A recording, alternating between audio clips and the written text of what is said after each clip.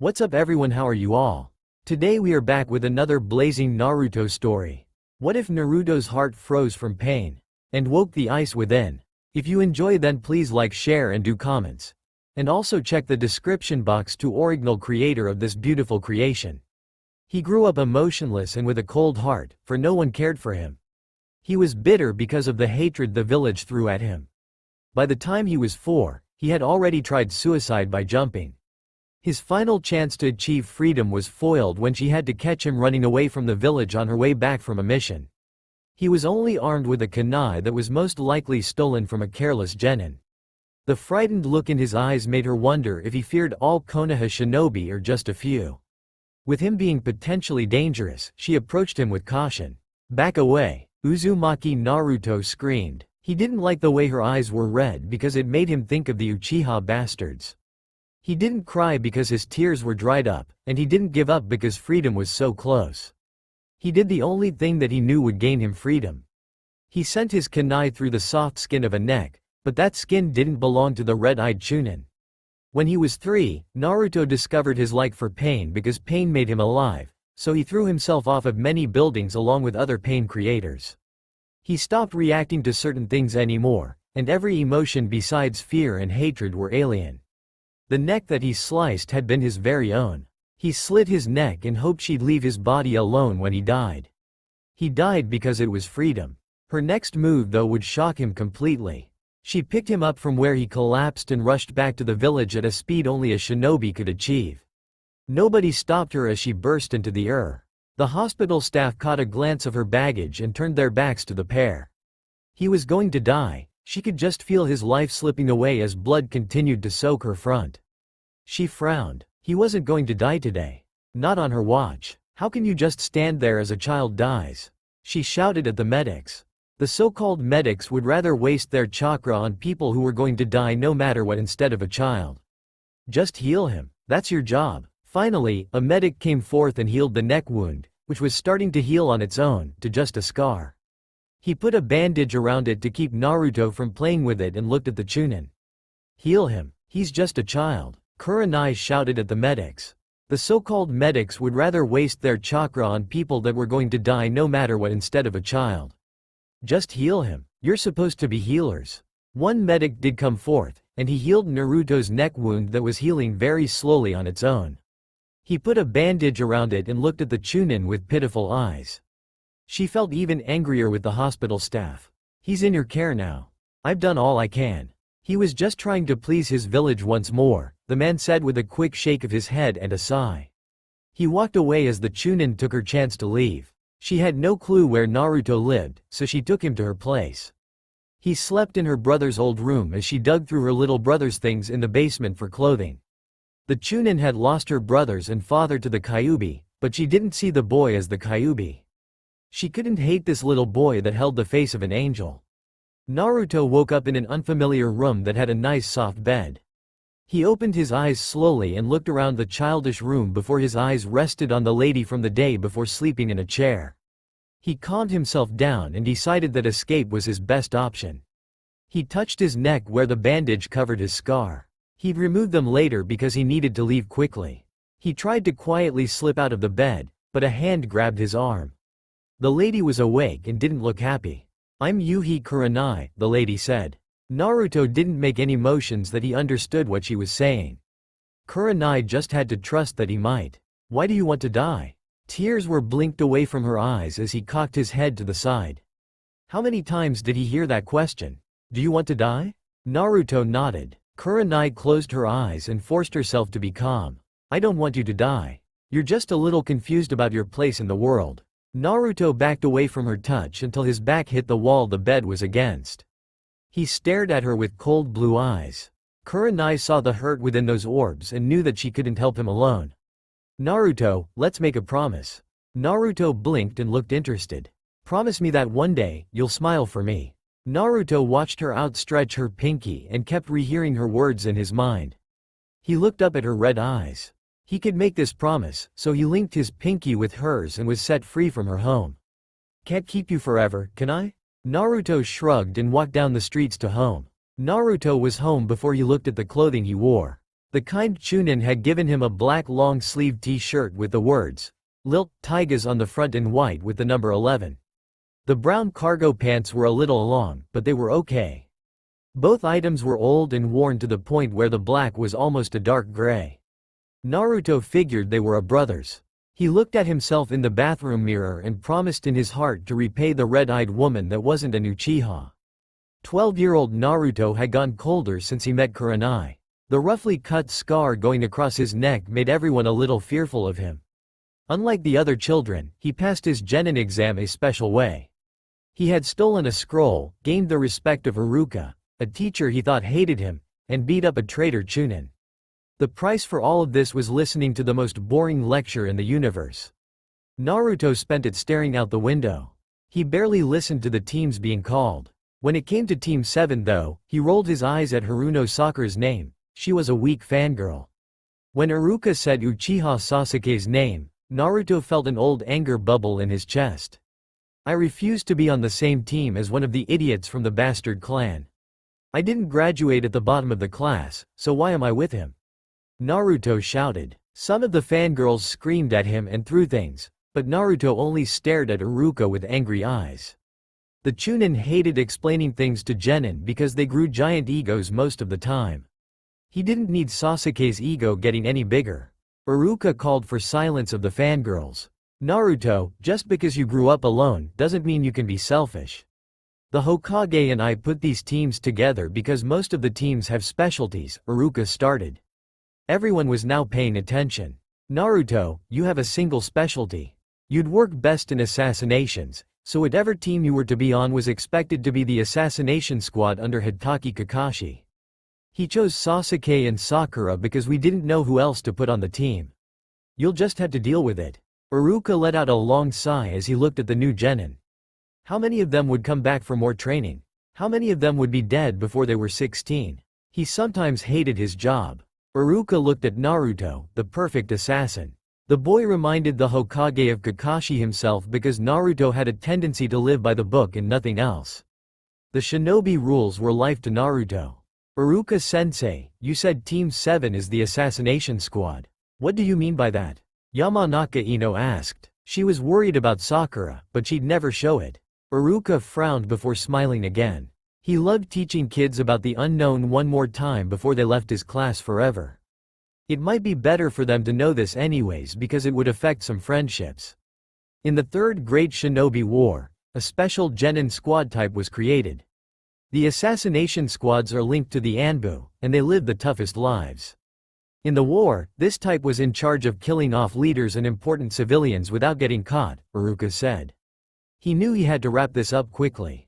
Nowadays, to have an assassination genin squad is rare, but they go on missions where there are targets needing to be cut down. They're one of the most important squads to Konoha's welfare. He went back to calling out the names of the teams. The Jonin came and went to collect their students. Sakura watched Naruto with large eyes. He glanced at her. Is it true that you once killed a guy for looking at you cross-eyed? Sakura asked. Naruto shrugged and looked up at the ceiling. There must have been a million little squares up there, so he started counting to pass the time. He got up to 1,500,000 before their sensei showed up. He was a silver-haired cyclops, and all he had to do was wave his hand to them to follow. Team 7 shuffled out in a line, and that was the last time anyone except the Hokage who saw them again. None of the new genin truthfully wanted to know what happened to them. Months passed since graduation, and Team 8 and 10 met up at the chunin exams. They were all waiting to see if Team 7 made the cut.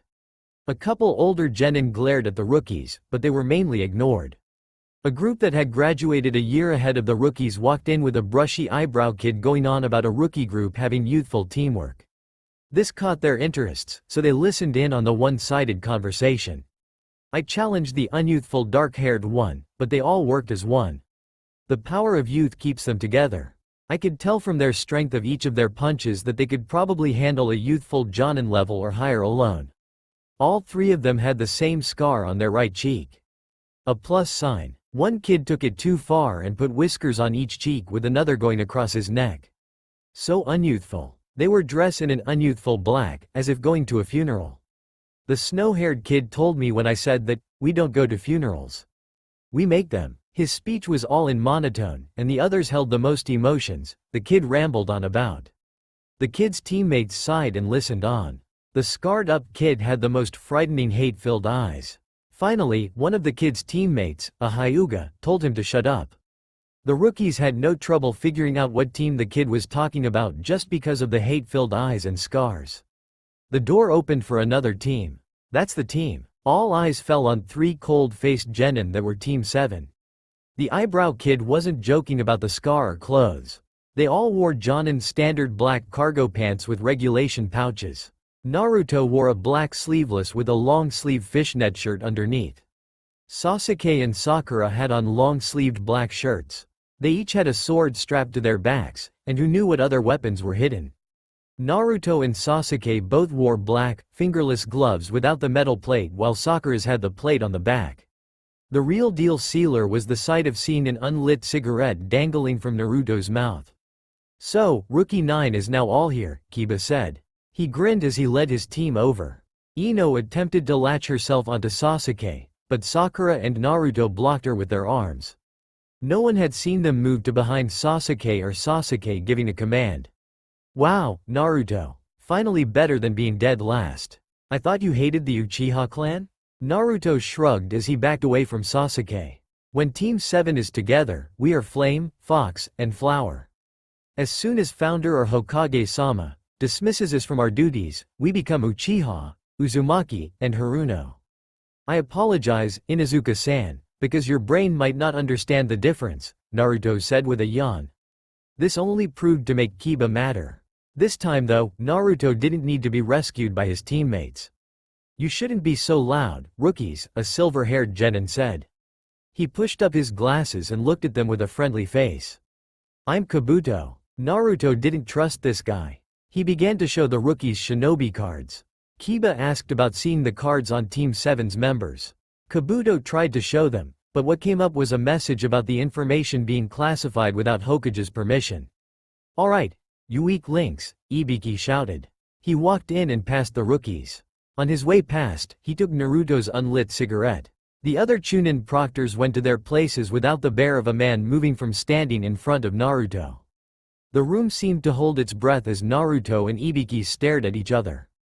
Ibiki looked back at the cigarette, laughed, and gave it back. Everyone was shocked. What kind of shinobi smokes mint-flavored cigs? Every shinobi knows to smoke odorless unless they're off-duty and in the village. "Kid, I guess you need bigger balls to smoke regular cigarettes." Ibiki chuckled and went to walk away, but Naruto grabbed his wrist. "What now, little boy?" Naruto sighed. "Ever hear about the group of shinobi that slaughter missing ninjas left and right with a mint scent left behind?" Naruto asked. Ibiki figured this kid was just another copycat, but it was still better than nothing. He nodded. "I'm one of them. I'm the minty fresh guy." Naruto had whispered it with a crazed look in his eyes. Ibiki backed off and went into explaining the rules of the test quickly. Ibiki walked into the Jonin lounge room and grabbed Kakashi's collar. He shoved 3 papers into the masked Jonin's face. Kurenai and Asuma looked at the papers as well. They were from the chunin exams. Ibiki looked angry, so Kakashi's team must have done something to tick the guy off. Asuma spotted it first. All 3 papers were identical except for the handwriting. Every single picture and word was perfectly the same. It was unheard of for 3 genin to be this good. Not once were they caught cheating. The papers show the same exact answers. Ibiki shouted. He let go of Kakashi's collar as Kurenai sniffed the air and laughed. A glare was sent her way by the examiner. He smelled of mint. That white-haired brat had the nerve to smoke his girly cigs in the middle of the test too. Kakashi laughed as Asuma and Kurenai were confused. Who was the white-haired genin on Kakashi's team? What's so funny? Naruto was definitely a strange child. Naruto's cigarettes go with his strongest Kaden technique. He invented green flames that hold a mint scent rather than smoky. These flames don't burn. They melt whatever they touch, Kakashi said. Ibiki glared at them and took back his comments on the girly cigs. He turned and marched out. Kurenai wanted to know about Naruto's hair. Kakashi looked at their confused faces. Naruto's hair? They nodded. Naruto was captured once as part of the plan. The variable was what they would do to him. They injected him with a poison. It failed to kill him before I could give him the antidote, and Naruto's hair had turned white within a few days. Kurenai remembered the 4-year-old blonde. She remembered his promise to her. Kakashi was gone before any more questions could be asked. Damn, I didn't think that brat could be so bold, Asuma said. He laughed on his way out, leaving Kurenai to puzzle on Naruto's life under Kakashi's teachings. In the Forest of Death, night had fallen rather quickly, and Naruto couldn't help but dream of a lady with red not Uchiha eyes that had a musical voice. He never threw out the clothes she had given him because someday, he was going to give them back with the smile he practiced in the mirror when nobody was around. He only smiled when he thought of her, and it made his search for her stronger. Orochimaru attacked the next morning. Naruto gritted his teeth as the Sannin bit his leg and injected him with some sort of poison. It felt like everything was on fire before a bunch of cuts suddenly exploded open on his body. He lost consciousness due to pain that had started going numb. Sasuke was out with a weird bruise on his neck, leaving Sakura alone to fight. She growled and knew that she couldn't stand a chance against Orochimaru. Thankfully and wordlessly, Orochimaru left. Stupid boys, Sakura muttered as she carried her teammates to lower ground. They refused to run because Naruto never ran since their worst mission. Sakura knew she'd protect them with her life as she began first aid on Naruto. She unsealed a large axe from a scroll and prepared for a long night of sitting by her unconscious teammates. She would not leave that spot for hours. Naruto woke up to Shikamaru and Ino poking him. They stopped when they noticed him awake and backed up to give him space. He moved to get up and winced. It was extremely painful to move even the tiniest bit. He forced himself to stand and hide the pain. He rushed away with Team 7 as they hunted down another team quickly. They were at the tower before nightfall on the third day. He opened the one scroll while Sasuke opened the other. As soon as he dropped his scroll, he collapsed, and, as soon as Iruka showed up, he passed out. Sakura and Sasuke were frozen with shock as Iruka rushed to see what was wrong. Naruto wasn't breathing. "We need a medic," Iruka shouted. Those very words would forever bother Sakura and Sasuke because they've seen Naruto brush off life-threatening injuries and do things they couldn't. Something about the crack in Iruka's voice made them realize that Naruto was gone. Naruto woke up in a numbing pain. He looked around him with half-opened eyes and noticed he was in the infirmary. He failed an attempt to tune out the beeping machines. They refused to quit telling him he was still alive and kicking. Naruto glanced at the side of the bed with the morbid thought of having nobody around. Kakashi was the only one there with a grim eye. Naruto didn't feel like talking to this man at the moment. He had to get back onto his feet and go to the next test. He had to become a chunin. He wasn't going to have it end this way. "You're no longer in the exams," Kakashi said, sadly. He looked at the machines with a far-off look.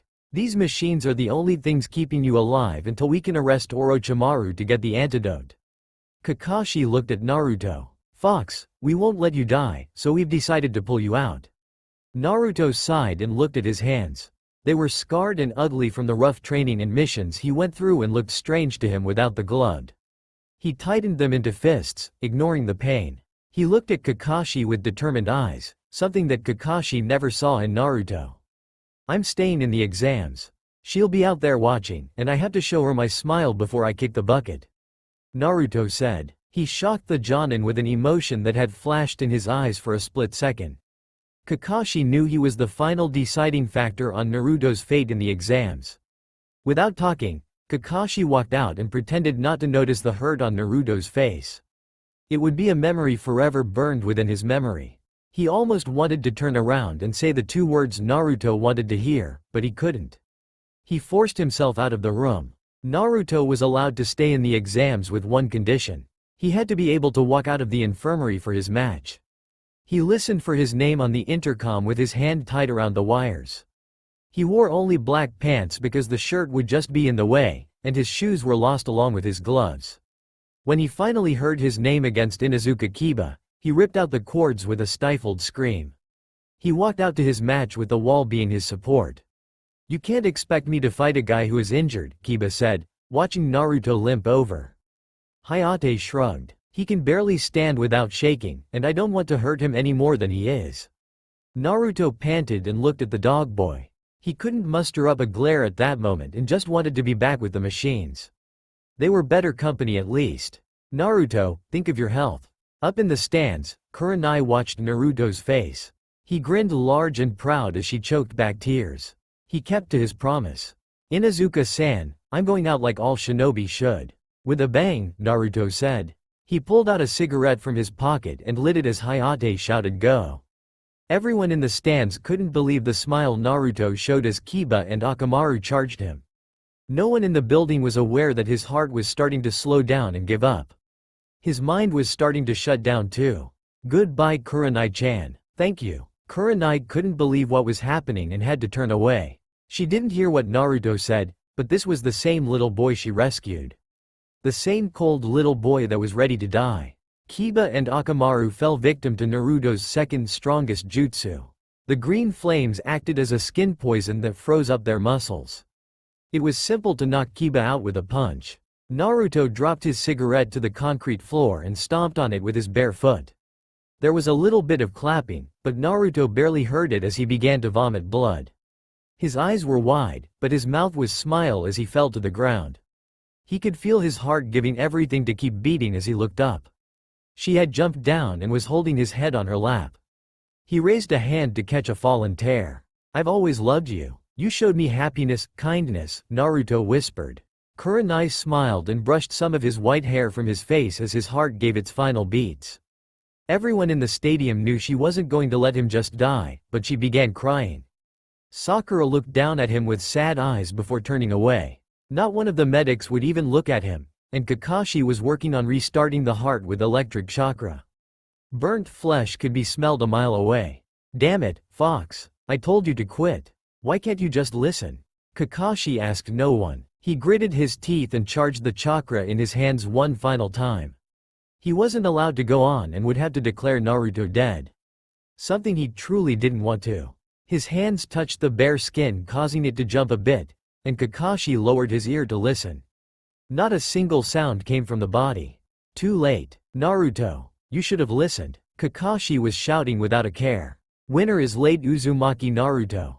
Neither fighter moves on, Hayate announced. He looked at Kakashi, who only stared at his hands that couldn't save.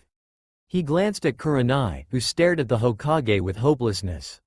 What Hayate and no one else noticed was the twitch in Naruto's hand as the medics finally took the body away. Kurenai quickly moved to check on her students because the dead take a second place to the living. During the rest of the matches, she couldn't remove the picture of a 4-year-old blonde boy gripping a stolen kunai out of fear of death by her hands. He looked human in her first memory of him, and when he grinned, she could see that little boy wanting freedom. Too late. The funeral was 2 days later due to Kakashi making the preparations. All of Rookie 9 was there, but they could barely believe that Naruto would die. Kiba felt the guiltiest because Naruto died in their fight. He should have forfeited and avoided the fight. Childish nature caused him to continue. He stood between Shino and Hinata while Kurenai stood behind them as the wooden casket was lowered into the ground. Kakashi, Sakura, and Sasuke were looking at the ground instead of the grave. Kiba sighed and wanted to believe that Naruto would just hop out of the casket and act like nothing happened. Akamaru whimpered and was held back by a leash. Kiba couldn't accept the truth that was right there. It'll get better, Kurenai said softly. She put a hand on Kiba's shoulder to console him. He looked at her with guilty eyes, making her imagine the criminals Naruto had to kill. The day is always darkest before the dawn. Kiba looked away. Kurenai understood him. She too had a strange feeling about this funeral. Where was Naruto now? Part of her wanted to say heaven while the other part decided on dead. Simply dead. Kurenai sighed and looked at the tombstone. The dark gray stone changed into a sturdy tree trunk that a little boy wielding a stolen kunai for protection stood in front of. The little boy's eyes were wild and full of fright, but he wasn't going to back down. Kurenai clenched her eyes shut and shook her head, forcing the images to disappear like they were burned from her memory. Kurenai-sensei, Hinata said worriedly. She touched the older woman's arm, making Kurenai stop and look at her.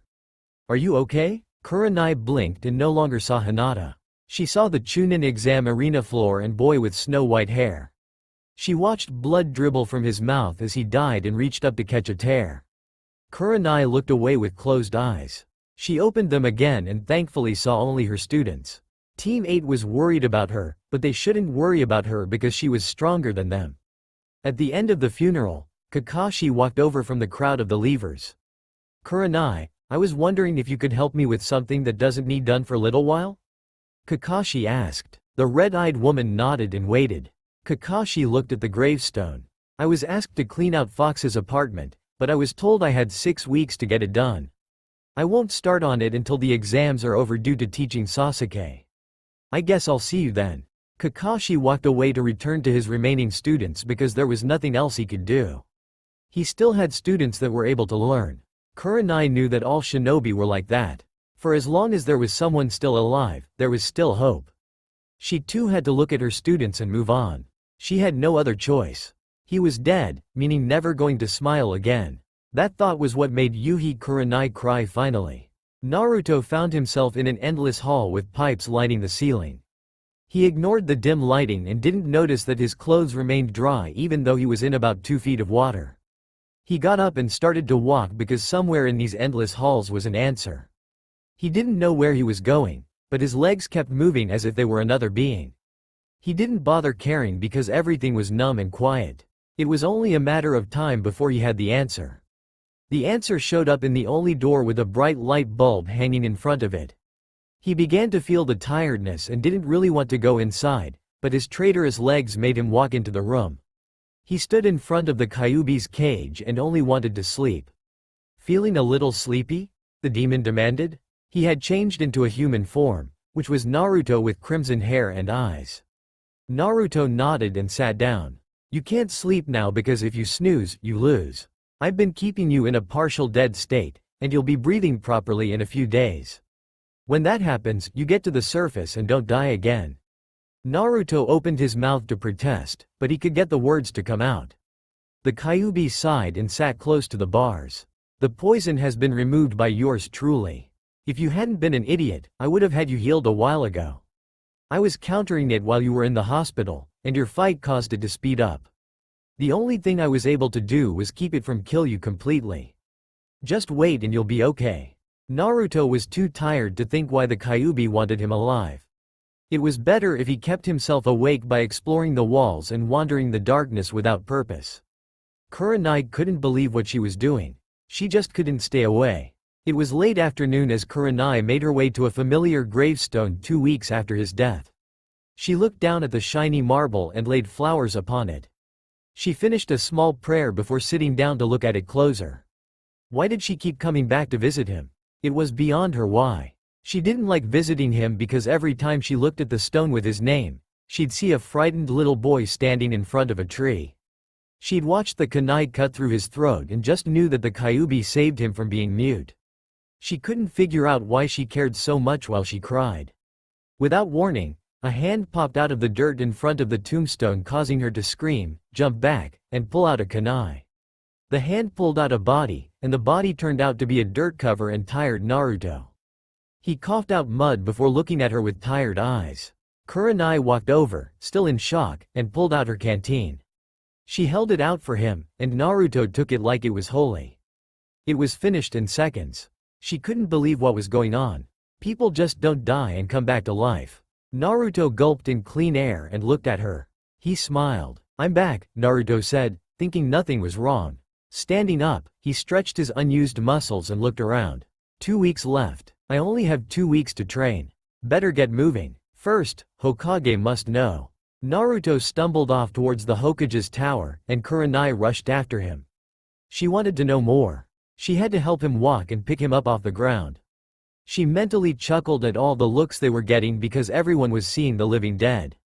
2 weeks passed quickly, and the village was in a stir over the finals. Rumors flashed around about a zombie fighter and a murderous plot of another fighter. Everyone was shocked to see Naruto standing with the other finalists. Apparently the rumors about the zombie fighter were true. People noticed that he looked different without the bitter eyes. His face was completely blank as if he lived in a world of his own. Genma couldn't believe what was going on, but he kept a bored face. He knew the white-haired boy was at a disadvantage due to training only for 2 weeks at the most. Everyone had twice that amount of training, so they were ready to fight their opponents. Well, the first match used to be Dosu versus Hyuga Neji, But Dosu never signed in this morning and hasn't been seen since the semifinals. Uzumaki Naruto will take his place in the fight instead, Genma announced. Naruto looked at Neji and sighed. He wanted to fight Gaara, not the pale-eyed freak. Something about Gaara made Naruto twitchy. The other genin will have to wait in a special area. The others left. Hyuga, Uzumaki, get ready. Naruto moved forward as Neji stared at him, sizing him up. Naruto wore dark gray cargo pants and an open black vest. There were bandages on his left knuckles, abdomen, and right elbow, and he looked like he didn't care to be there. Neji figured out that Naruto wasn't that strong after seeing his display of flame jutsu. Naruto currently had an unlit cigarette dangling from his mouth. Neji knew it was Naruto's fate to lose this match. Might as well give up, Uzumaki, Neji said. He smirked and stared down on the shorter boy. Naruto didn't even move a muscle or react. It's your fate to lose. Naruto shrugged and patted his pockets. He brought out a red cigarette lighter from his back pocket with a sigh. Are you going to take me seriously? Why try to even fight me when you know you'll lose? The scarred boy only shrugged again and looked at Genma with a bored expression. Am I allowed to smoke? Naruto asked. Genma shrugged. What did he care if the kid sucked down on those cancer sticks? Hyuga, I take no one seriously, but, if you don't mind, there's a demon I've got to fight. Weak little you is standing in my way, so I'm going to treat you like the rest of my targets. Come and fight me if you must. Neji didn't realize it was a trap and took the bait. He charged as he activated his eyes. Naruto smirked and lit his cigarette before throwing it up into the air. Neji didn't see the jutsu coming, for Naruto had sped through the seals. The cigarette exploded, giving the ultimate smokescreen of black smoke and mint scent. Coward! Neji shouted into the smoke. He looked around and saw a figure running at him from the side. The single figure turned out to be a bunch of clones that attacked from all sides. Neji quickly defeated as the smoke started clearing up. It showed Naruto outside of it, smoking another cigarette. Don't you know that those things are bad for your health? Naruto smirked. Don't you know fate is a bunch of bullshit? Naruto asked. He blew out a smoke ring towards Neji. If fate was real, I would be dead. Fate told me to die when I slit my throat at 4 because I didn't die when I jumped off the Hokage's tower when I was 3. There were so many times fate told me to die, but I kept pissing her off by living. Naruto began to walk towards Neji. The Hyuga boy was getting extremely angry because he had enough of this mock battle. It's like a curse. Naruto smirked. You have no idea what an unbreakable curse feels like. Neji shouted. He smirked. This battle is over anyways. You're now within the boundaries of my 8 trigrams.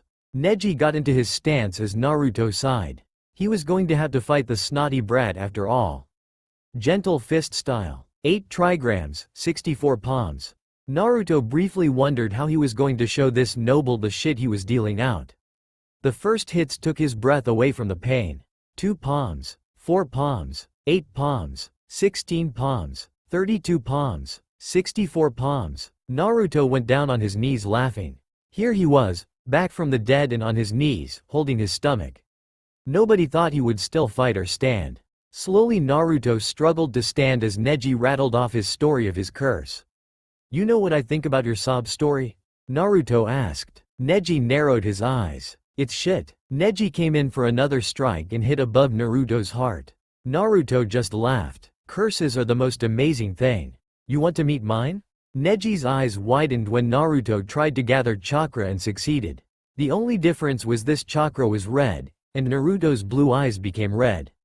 Let's go, Hyuga. You've bored me this bad. Naruto got down onto all fours and charged. Neji knew his only way out was his rotation. As the scarred boy came closer, Neji started the rotation. Naruto was surprisingly thrown back several feet. The red glow disappeared, but the red eyes stayed. Genma knew he had to interrupt soon if this continued. Several years ago, I met a Hyuga like you. His name was Hizashi. Naruto stumbled forward. I just finished my finest jump yet from the top of the Hokage's monument. Don't ask me how I survived, but I was 3 years old and had been lying on the ground the entire night.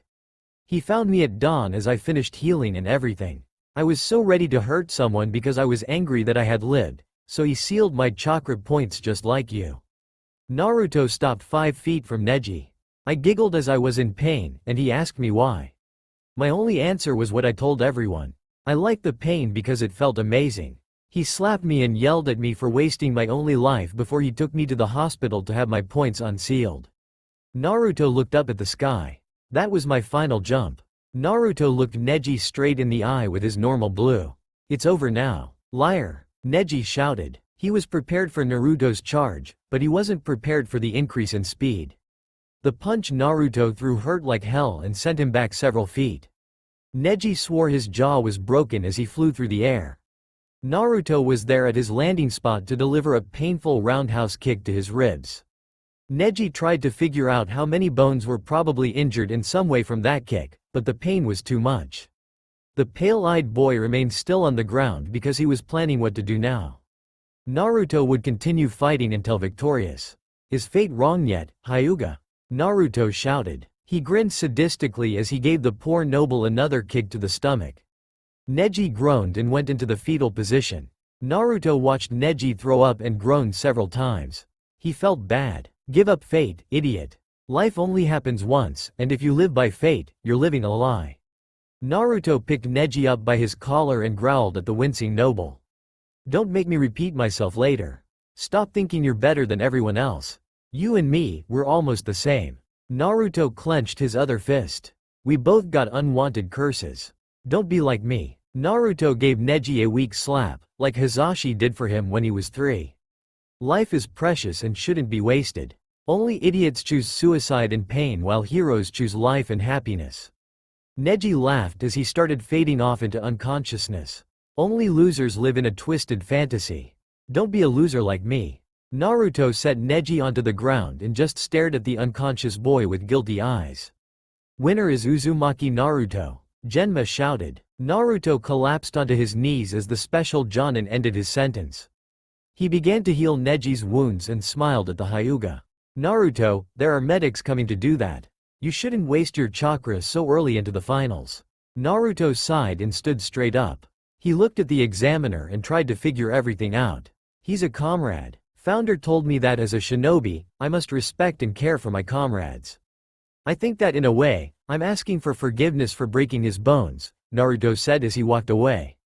A sharp pain went through his head, and nobody noticed him wincing. The Kyuubi was screaming in his head about needing blood, gallons of blood. Naruto could taste the bloodlust on his tongue.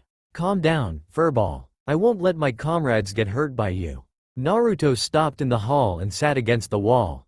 He brought his knees to his chest and started to cry without knowing what was wrong with him. Why couldn't he just keep everything inside him like he used to? It was his fault for getting attached to the rotten village like a damn puppet. Uzumaki, get back up. Naruto roughly wiped away tears. You aren't him. Don't worry. You're going to be okay. Naruto wiped away the tears and hid his face as Shikamaru walked by on his way to his own match. The genius nodded to him, but Naruto ignored it. Good job, Naruto, Shikamaru muttered. He didn't care that Naruto ignored him. It was what Naruto usually did, but something seemed odd about the usually cold boy. He sighed and continued walking. No more attachments. It'll only get you hurt. Feel the loneliness. Only loneliness. The final tears were wiped away as he knew what he had to do. The village hurt him enough, and attachments hurt the worst. I'm done being a puppet to this place, Naruto whispered. He tried to get up and walk back to the others, but he ended up sitting back against the wall, crying again. He was sick of the loneliness. He never wanted to return to being alone and wished he had someone to care for him. He bit his lip as the tears fell as he knew he had that one person all along. I love her too much to drag her into my twisted fantasy. As he cried, he missed Shikamaru's surprising forfeit and Sasuke's overdramatic entrance. He was too busy sitting against the wall with his face in his hands, crying for all his wasted years because who was he to Konoha? Naruto? Shikamaru asked as he noticed someone against the wall. He was tired and just wanted to relax before Ino got to him and chewed him out for his forfeit. A single sound made Shikamaru frozen in place. Naruto was crying. Was that even possible? Naruto, are you okay? Shikamaru ran over as he spoke and placed a hand on Naruto's shoulder. The white-haired boy looked up at him with red-rimmed eyes and couldn't even muster up a fake smile. He just looked back down. Naruto, let's get you out of the hallway. It's not that bad. Victories aren't supposed to be emotional. Only defeats are. Naruto chuckled at the shadow user's choice of words. I'm not crying over that battle. I'm crying over what an idiot I've been for the way that I've lived my life, Naruto said as he stood up. Shikamaru watched the boy warily. Naruto was known as mentally unstable by most shinobi. I used to live as a child from suicide attempt to suicide attempt without thinking about it. People were afraid of me because of my lifestyle, so I don't have friends. Naruto looked at Shikamaru. I've always wondered why I was alone. Naruto's voice was suddenly very childlike and full of loneliness. He shook his head and squeezed his eyes shut. Shikamaru, do you think I'm a monster like everybody else? Shikamaru looked at the crying boy and didn't know what to say. He was never a good friend of Naruto's, but he knew that the scarred boy had it rougher. No, Shikamaru said. He watched Naruto smiled as he let out a sigh. The next match was probably about to start up soon. We should get going if we want to watch Sasuke fight Gaara. At the mention of Gaara, Naruto nodded and stepped away from the wall. Shikamaru smirked. You look horrible. Naruto looked at his ripped clothes and nodded. He silently followed Shikamaru up the stairs and into a gory mess. Blood dripped from the ceiling, and a piece of someone's liver dropped and made a splash. Gaara stood in the center, unmarked by the blood. Naruto cautiously stepped in front of Shikamaru with a serious face. The genius let Naruto do the talking. Sabaku no Gaara. I'm going to ask you to step down and come with me under the orders of a member of Assassin Squad 30, Naruto said. His voice changed from that small, childlike one to one of a seasoned jonin. Shikamaru chalked it up to be a training side effect. Gaara only looked at the pair before walking past them. I see. We'll handle this the tough way. I'm guessing I must report this. The red-headed shinobi didn't appear to care because he kept on walking.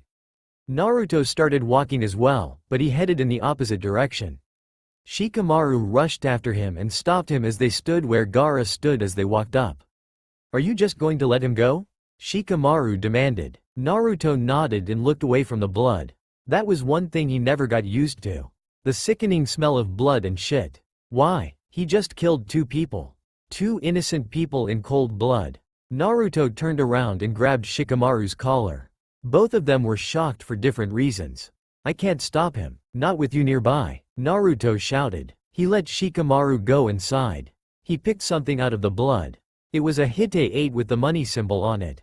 They were shinobi. Gambling shinobi. They form bets at every event for a chance at a little cash. Naruto picked up another Hite 8 with the same symbol. He dropped them both back into the red liquid. He didn't seem to notice some of it getting on his clothes or that it was covering his hands. I should know. I used to be one of them. Shikamaru, they know all the risks of each contestant. They would know all about Gaara, but they do their job with their life on the line. You fail, you die. Naruto stared at an eye floating in a puddle. Shikamaru was doing everything to keep from being sick. I couldn't stop Gaara with rank anyway because I'm Konoha's pariah while he's the Kage's youngest son. Naruto squished the eye with his foot and sighed. What did he do wrong here? Everything was wrong. He did everything wrong. Don't worry about it. I'll take care of it. Naruto began walking away with Shikamaru in tow. I've got a powerful secret that'll take good care of him. He won't walk away unpunished.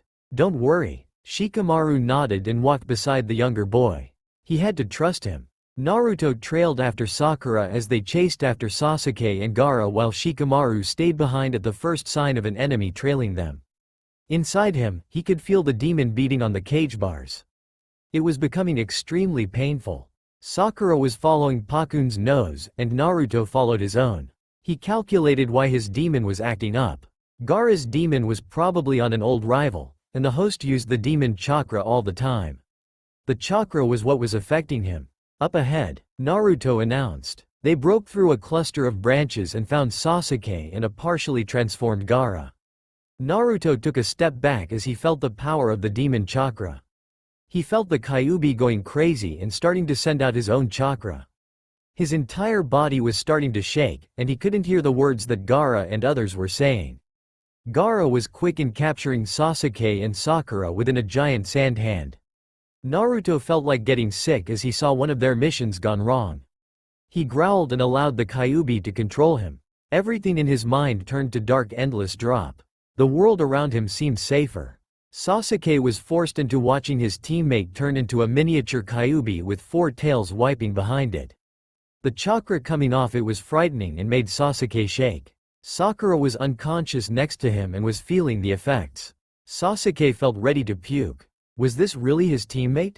His mind was running on backup power as he watched the demons battle it out. In the end, Naruto overpowered Gaara with 8 tails, but the Sand Shinobi was able to deliver a cut to Naruto's right eye. Gaara changed back into normal as Naruto looked around. Sasuke barely saw a white-haired man jumping out of the trees and planting a paper seal on Naruto's forehead. The demon dissolved into Naruto with his mouth opened in a silent scream and red skin that looked burned. "Don't worry, brats. You won't remember a thing," the man said. He knocked out Sasuke and looked around him. His gaze stopped at the tree across from him. He knew Temari was hidden there. "I don't think I have to worry about you. Just take your brother and go." Temari and Kankuro silently did as they were told. Gaara was unconscious, so it was easy. They sped away from the site, and Gaara woke up about a mile away from the battlefield. He looked at his siblings. "Thank you," Gaara mumbled before he went back into the unconscious world. The demon didn't resurface or anything. Temari and Kankuro were shocked as they placed Gaara against a tree trunk. What the heck did Uzumaki Naruto do to their little brother? Kankuro worriedly looked at Temari, who was unsure about her next decision. They picked Gaara back up and carried him the rest of the way to the border. Baki was there waiting for them. "Damn it, Minato. What do you think happened?" Jiraiya asked the heir back at the battlefield. He looked over at now unconscious Naruto. The skin was healing up, so it would be safe to transport him soon. The kid's face was bleeding though. Gaara's blow created a cut going from Naruto's hairline to his jaw while going to the right eye. The eye seemed okay, but the cut wasn't healing. "Great job, kid." Jiraiya quickly summoned a medium-sized frog and took Team 7 back to the village. He was careful to avoid moving Naruto more than he had to. The kid was going to be in a lot of pain. Naruto woke up to bright white lights and groaned. He couldn't remember if his apartment had lights above his bed. The scent of sterile hit him like a ton of bricks. That scent meant one thing. He was in the hospital. Naruto forced himself to sit up through the extreme pain. He noted that he was covered in bandage from his toes to his neck. There were also bandages covering the right half of his face. He remembered where Gaara cut him, and it must have scarred. Naruto sighed and winced. His ribs hurt. He looked around and was surprised at the sight of a few get-well cards and a vase of flowers. It surprised him because he knew he had no friends. "A lot of people were worried about you," a musical voice said. Naruto looked at the doorway to see Kurenai smiling at him. He didn't think she knew he was in the hospital. "Shikamaru told me about what happened after your match in the hall. He was afraid for your safety." Kurenai walked over to the bed as Naruto felt like his stomach was hollow. "Don't you think you deserve happiness in your life?" Naruto felt his heart tightened. He loved Kurenai ever since she slightly befriended him when he was 4. He had told her so on the arena floor, and she acted no different since he came up from the grave. "Monsters don't deserve happiness. It then becomes nothing more than a simple unattainable dream," Naruto said coldly. He looked away from her. He didn't want to see her sadness. "I don't truly understand happiness yet. I used to think that the suicide attempts were my form of happiness, but then came the life and death battles that make everything feel alive. I thought the rush was happiness." Naruto knew he was confusing. Heck, he was even confused. "You don't understand." He couldn't let his eye give him away. His blue eye showed longing, envy, and hurt. Kurenai took his hand and smiled at him. Naruto felt the heat rush to his face. "Naruto, let me help you reach that once unattainable dream," Kurenai said. Naruto stared at her with shock. His mouth hung slightly open. Naruto quickly recovered with a grin. Kurenai let go of his hand and pulled a scroll out of her pocket. "A courier asked me to give you this. He mentioned it was important." Naruto's eye narrowed at the scroll's bright orange borders. He took it and unsealed it. It took him barely a glance to know that he was being sent alone. "What is it?" She knew she probably shouldn't ask, but the look in Naruto's eye was concerning. The white-haired boy rolled out of the bed and started going through the cupboards. "Your clothes were burned because of the demon chakra. Kakashi brought you some." Kurenai figured it was a mission as Naruto pulled out the clothes. He took off his hospital gown, and she turned away. "What do they want you to do?" Naruto paused as he started removing all the bandages. She was allowed to know, so he continued. He finished and pulled on his clothes. It's just a regular S-classed mission. I should be back in a week if my math is still the same, Naruto said as he pulled on his dark gray cargo pants. He didn't seem to care that Kurenai was still in the room throughout this. He looked at her and smirked. It didn't take him long to have his dark shirt on along with all his standard pouches. Kurenai wouldn't look at him though. I'm dressed. Kurenai looked at him and sighed. Naruto was only a 12-year-old boy and, though it was hard to forget that sometimes, it didn't change the facts. S-classed missions were for Anbu and High Jonin. Kurenai, it's just a small assassination. Nothing I haven't done before. Don't worry about me too much. I'm a shinobi, so I must complete my duty to Konoha. We can't let the other villages see us weakened. Naruto searched his pockets and found his prize. A brand new black lighter and a pack of his favorite cigarettes. Founder sure knows his stuff. Naruto looked at Kurenai and knew she wasn't happy. He sighed as he grabbed his Zori. He started putting them on. I'll come back. I always come back. We did this stuff all the time, so I can't let the village down now. Kurenai looked at him as he stood straight. He looked old. Naruto, I'm not worried about the mission type, Kurenai said. She hated the truth. Naruto was an assassin at heart. When you battled Gaara, the demon chakra brought the Kyuubi out of you. You were lucky to have lived. There are people worrying about. I worried about you the entire time you were in here. 3 days. You talk about those jumps as if they're not a big deal. Dying is a big deal when you're still a child. Naruto understood and nodded. He looked her in the eye without a single emotion on his face. His blue eyes felt like ice going through to her very soul. I'm not a child anymore, Kurenai. I traded toys and childhood for weapons and adulthood. I'm a Konohagakure shinobi. I can't afford to allow anyone to see me in my weakest, Naruto said. He put away his cigarettes without taking one out. Besides, I really need this mission. My apartment was destroyed. Naruto walked over to her. I promise my safe return. I'll see you later. He kissed her cheek and grinned. See you. He disappeared in a swirl of minty smoke. Kurenai wasn't surprised. He wasn't going to walk out of here the normal way, and he wasn't going to retire from the shinobi life breathing. Where did he go wrong? Naruto coughed up blood just before he failed to block a punch to his face. His opponent, Uchiha Itachi, was dominating their battle with little effort. Naruto swayed and stumbled to stand. He wiped his mouth and kept seeing double of everything. It became too much, and his knees gave out.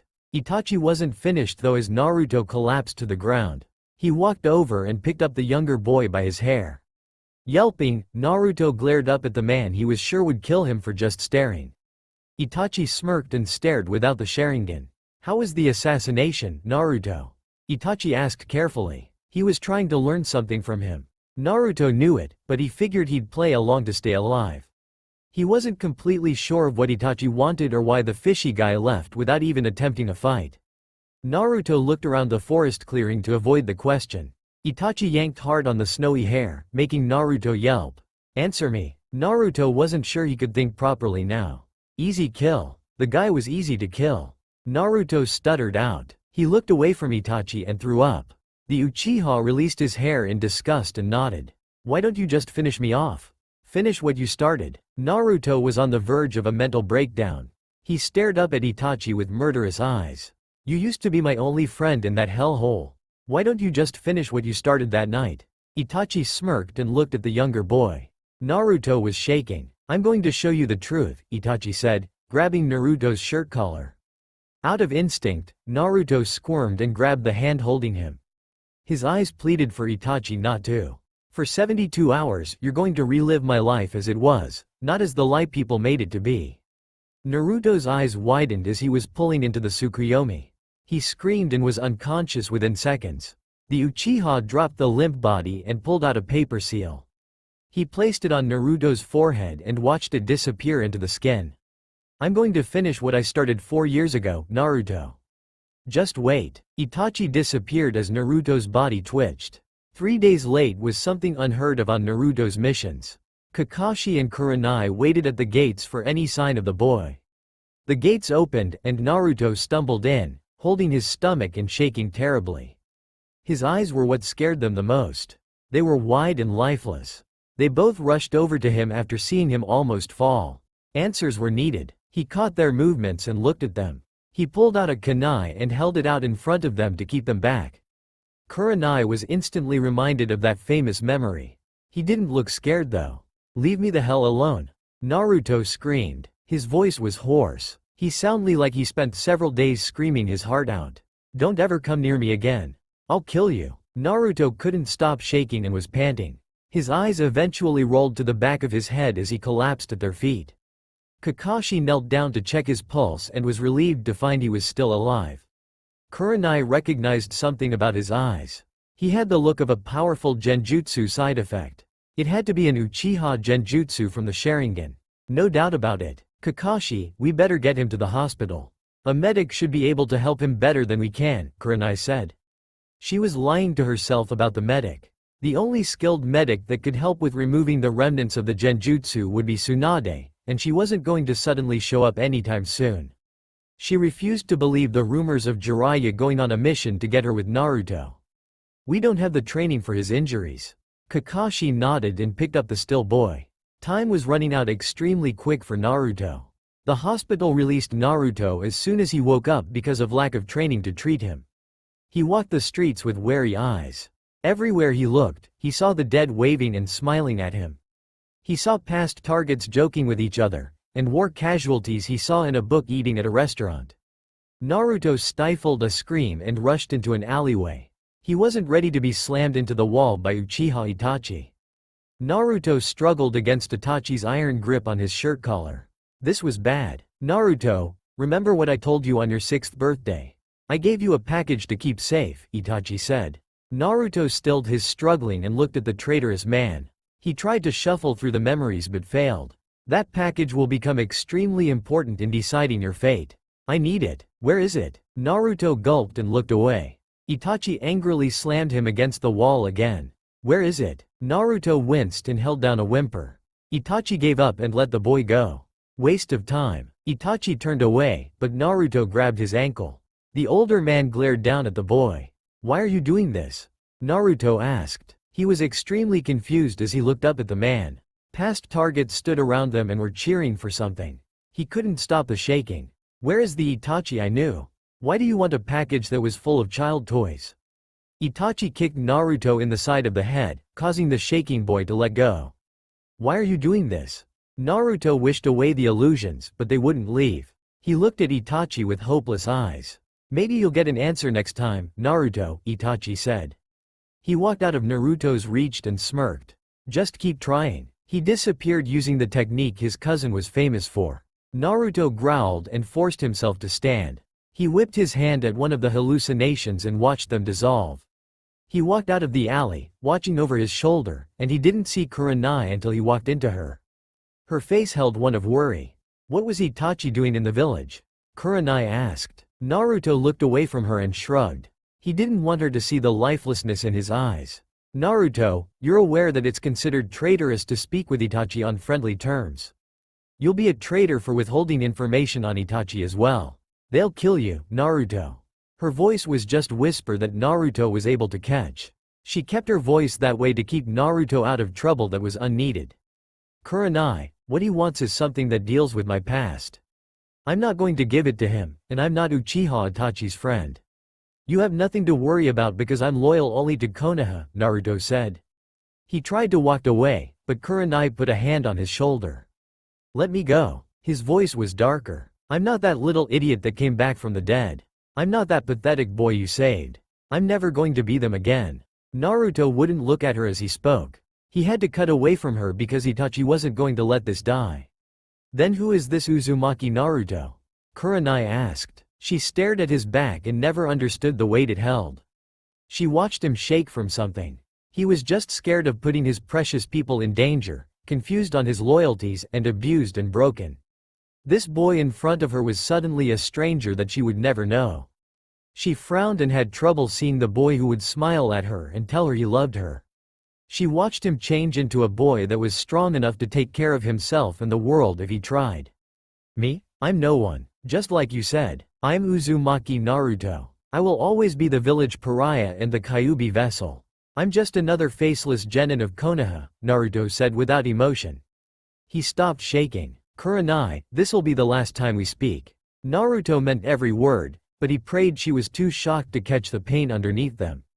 He walked away without looking back at her once. And this time, I promise you nothing. Promises are nothing more than lies.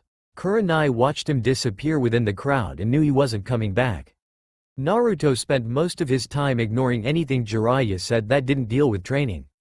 He was silent throughout most of the trip and only talked when questioning about Tsunade. Jiraiya could see the lack of sleep and jumpiness Naruto had. He didn't know how to help the boy as his mind was slowly being eaten away.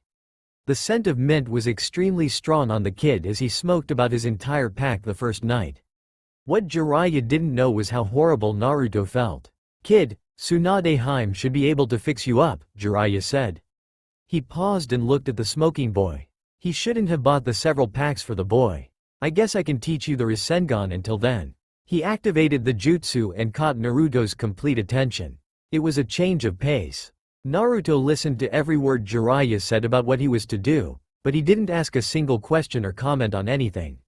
He fell into a silence when he started practicing on rubber balls. Where do your loyalties lie, kid? Jiraiya noticed Naruto flinching at those words before he shrugged. Tsunade was getting drunk at a small restaurant when they found her. Naruto didn't bother asking if he could join her at her table. He just slid into the booth and got close to the window. Jiraiya smacked the backside of his head for being rude as he started a conversation with Tsunade. Something about Orochimaru and the Hokage. Naruto ignored them and stared out the window. He was trying to get Tsunade's assistant, Shizune, to stop staring at him like he was a test subject. Where did you get your facial scars? Shizune asked suddenly. Naruto's eyes flickered to staring at her with a suspicion. Not the whisker ones. The other ones. Naruto unconsciously touched the newest scar on his face. It was as if that touch would help him remember every detail, but he shrugged. Jiraiya smacked him again, and Naruto glared at his sensei. My neck scar is a self-inflicted wound. I tried to kill myself during an escape from Konoha when I was 4.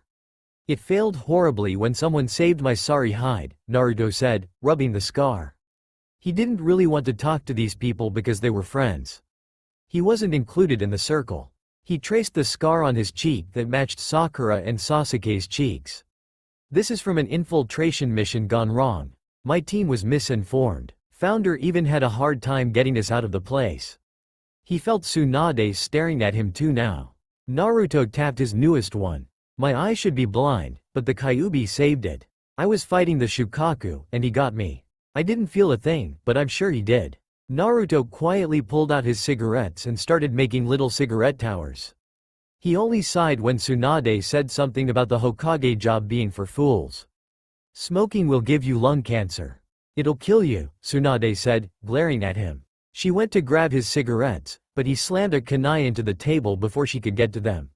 He looked at her with dull eyes that were daring her to challenge him. She didn't take the bait like he expected, but it didn't matter. She continued to glare at him. Children shouldn't smoke. Naruto shrugged. I'm not a child, you old drunk. Besides, cigarettes are slow killers and make some pretty good jutsu. Being a shinobi though? That'll kill you faster, Naruto said. He put his cigarettes away quickly before any more grabs were made. Jiraiya-sama, are we seriously recruiting this old bat as our Hokage? I could make a better Hokage, and I dislike most of Konoha. Jiraiya noticed the anger flaring in Tsunade's eyes.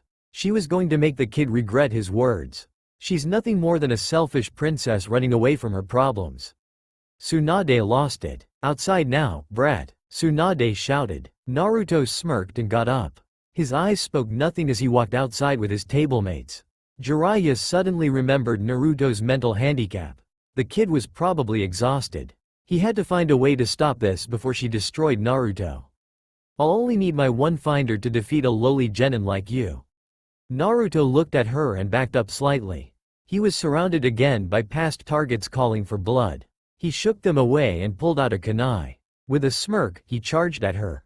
Within a few seconds, Tsunade got the kunai away from, flicked off his hite-8, and flicked him back.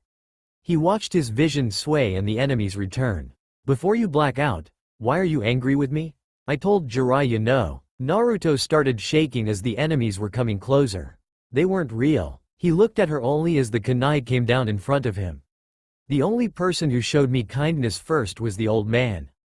I won't let you, no matter what you said, defile what that old man and asshole Yondaime did. Naruto shouted. He closed his right eye because the eye was starting to trouble him.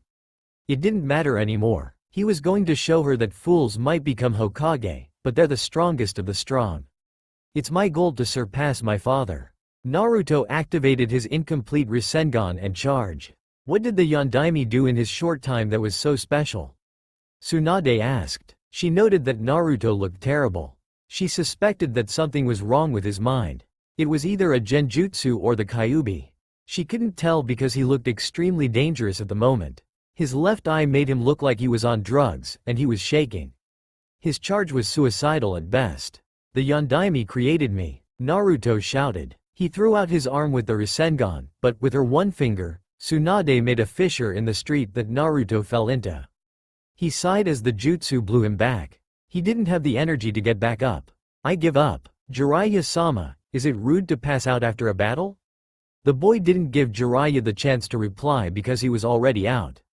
Tsunade walked over and tried to heal what was wrong with his head. A paper seal materialized on his forehead. Tsunade handed it to Jiraiya when he was dragged over by Shizune. Naruto had met up with Uchiha Itachi on an S-class solo mission. I know that Itachi used the Tsukuyomi on him and must have used the paper seal afterwards. He woke up on his own and returned back to Konoha different. Kakashi and Kurenai told me that he was usually calm and collected. Can you heal him? Jiraiya asked. Tsunade nodded and continued to work. When she stopped, Naruto's eyes shot open. The right one bled into a design for a second before returning to sky blue. Only Tsunade and Jiraiya recognized it though. Naruto groaned. He won't reveal anything he saw.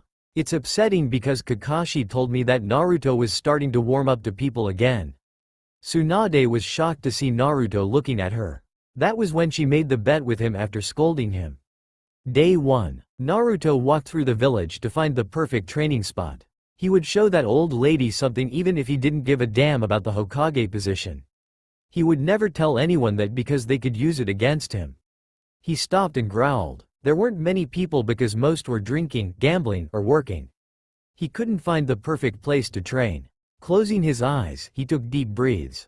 It was calming until something tapped his arm. Opening one eye, he looked at the person.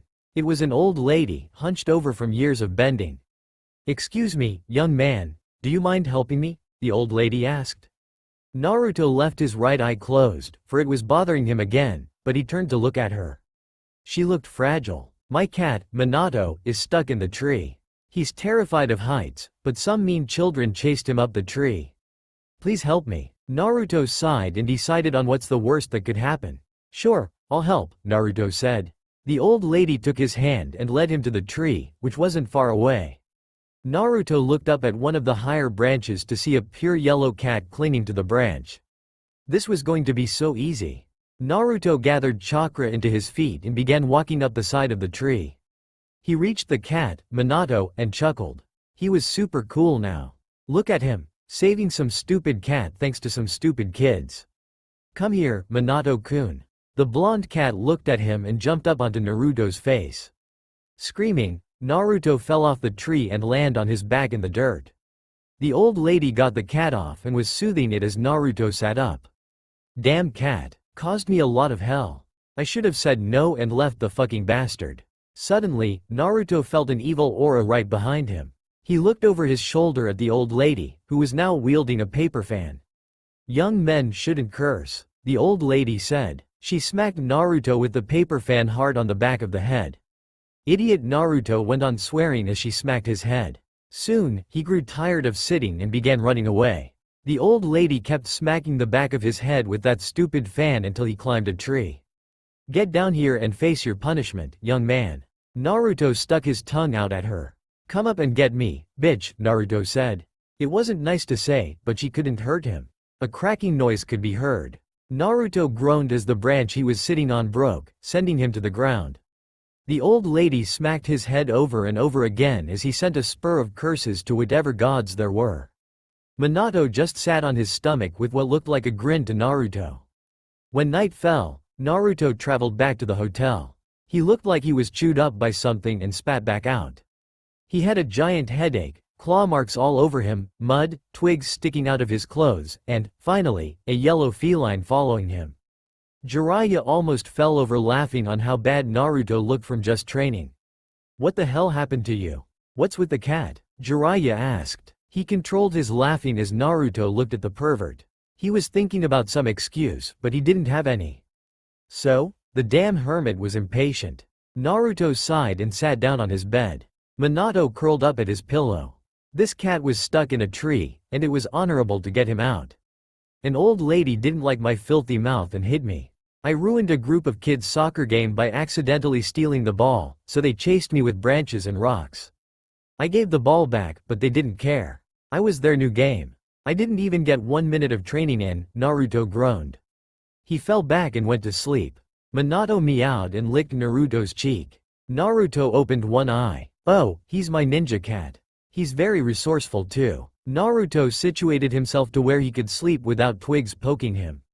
Jiraiya continued to laugh. Day 2. Naruto changed his clothes and walked out of the hotel room.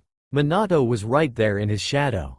Damn, how was he supposed to take care of a cat when he had trouble caring for himself? More high-ranking missions were his only option. That and a part-time job. How much did a little cat cost anyway? He glared at the cat with his single eye as the bright light was bothering his other one. Minato just meowed and jumped up onto his shoulder. "You know you're fucking annoying, but I guess I can get used to you as long as you're useful," Naruto said. He continued walking to a spot he found the day before while being chased. "I've got to win a bet, you see. Some old hag is a choice for being the Hokage, a high rank. I don't even care about the fucking rank. You don't care if I swear, right?" Naruto waited for the cat's reply, which was a meow. "I knew you were cool. Even got the Yondaime's first name." Naruto's eyes saddened a bit. "I respect him during the war against Iwa, but, as a Hokage, he's an asshole. I hate his guts, but I respect him all the same. I'm messed up." Minato yawned and licked Naruto's cheek. In return, the snowy-haired boy petted the animal. He smelled smoke and fire in the air as they walked. A 3-story inn was burning up. Some villagers were pouring buckets of water on the flames, but it was no use. The men were busy rescuing people that were inside. It looked like everyone was out. "My little boy is on the 3rd floor still. Somebody help," a lady shrieked. Naruto noticed everyone ignoring her. He walked over and handed her Minato. "Sir, thank you so much." Naruto walked to the inferno and lit his cigarette with the flames. Something was wrong with him if he was playing hero all of a sudden. He didn't want to be anyone's hero, but he wanted to save a child who was left to die. Just like him, he disappeared into the flames without caring if he was burned. He felt nothing but a fire within his soul to reach the right floor. Dust flew into his eyes, for he had to open the other one. "Help!" The voice was young. It must have been the child. Naruto quickly located the stairs and saw what he feared. They were weak, but he had to take the chance. Gathering chakra into his feet, Naruto walked horizontally on the wall. His shoes were starting to melt from the heat, and he could smell his burnt clothing. This was a pain in the ass. The 2nd floor was extremely weak. Naruto walked with caution and knew he would have to find another way out. The floor suddenly gave underneath him, but he saved himself by grabbing the edge. "I can't believe I'm this crazy," Naruto muttered. He jumped back up and continued on. The stairs to the 3rd floor were safer, but Naruto still walked on the wall. He listened for the voice and walked to the last door on the floor. The doorknob was too hot to touch, so Naruto kicked the door down. Inside was worse than he thought. A piece of the roof had collapsed in the corner. The child's voice was coming from that corner. "Damn it, I'm so stupid for thinking that I could be a hero. Help, my leg hurts," the boy cried. Naruto walked over and looked through an opening at a child with bright green eyes. "Help me, please." Naruto spat his cigarette away from the child and looked at where the boy's leg was pinned. Taking out a kunai, he cut around the area and released the roof piece from the leg. Now the rest needed to be moved. That was the hard part.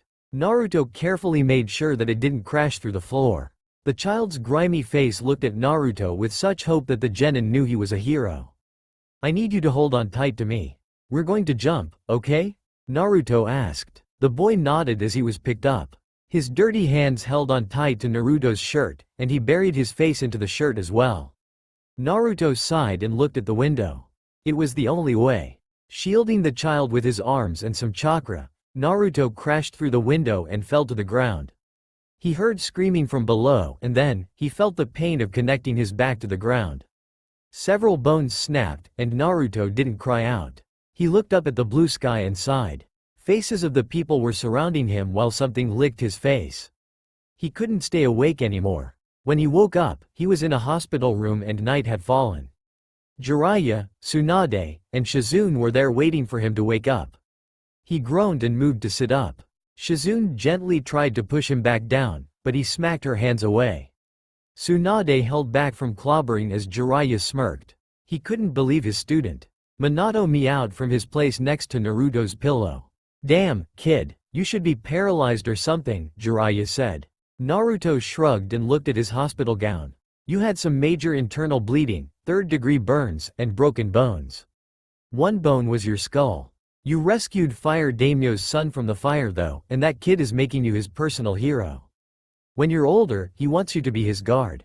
The only thing the kid suffered was a broken leg. Great job, Naruto." Naruto missed his cigarettes, but he would get over it. Where was the guard? It didn't matter anymore. "Idiot, why the hell did you jump?" Tsunade demanded. Naruto looked at her with a single blue eye. His other was painful to open now. "Your eyes had a lot of dust in them. I cleaned them out. So why the hell would you jump from 3 stories? Naruto's gaze pierced through Tsunade's as Minato climbed onto his lap. The boy began to pet the creature with a bandaged hand. "If you had remained in the village, you would know about my survival from jumping from the Hokage's monument. My finest jump. Took several months of planning. My survival was purely thanks to the Kyuubi shielding my vitals with chakra. My final jump was the best though. Strange, huh? I've been jumping for so long. I wanted to touch the sky with each jump because the sky was so beautiful," Naruto said. He knew he had so many reasons to jump or his suicide attempts. Touching the sky was like reaching an impossible dream. Tsunade's eyes darkened as if she was afraid of that habit returning once more. Naruto chuckled, but it was empty. "I'm done with jumping. It was my only way out this time. I'm tired, so I guess I'll just go back to sleep." Naruto rolled over onto his side so his back faced them. Minato yawned and curled up in his arms. The visitors left silently. Day 3. After battling against the hospital staff, Naruto was released by noon. The first thing he did was head straight for the training area he found 2 days earlier. Minato cheerfully followed him. Luckily nothing happened along the way. Once at the training area, Naruto began to focus on bettering the Rasengan. "You know what, Minato?" Naruto asked during a break. The cat only meowed. "I'm a hero now. Maybe Konoha would hear about it and stop looking at me like I'm a demon." The wind sent a nice breeze, and Naruto laughed. "I am a demon. I like my title, so oh well." Naruto lied on the soft grass and closed his eyes.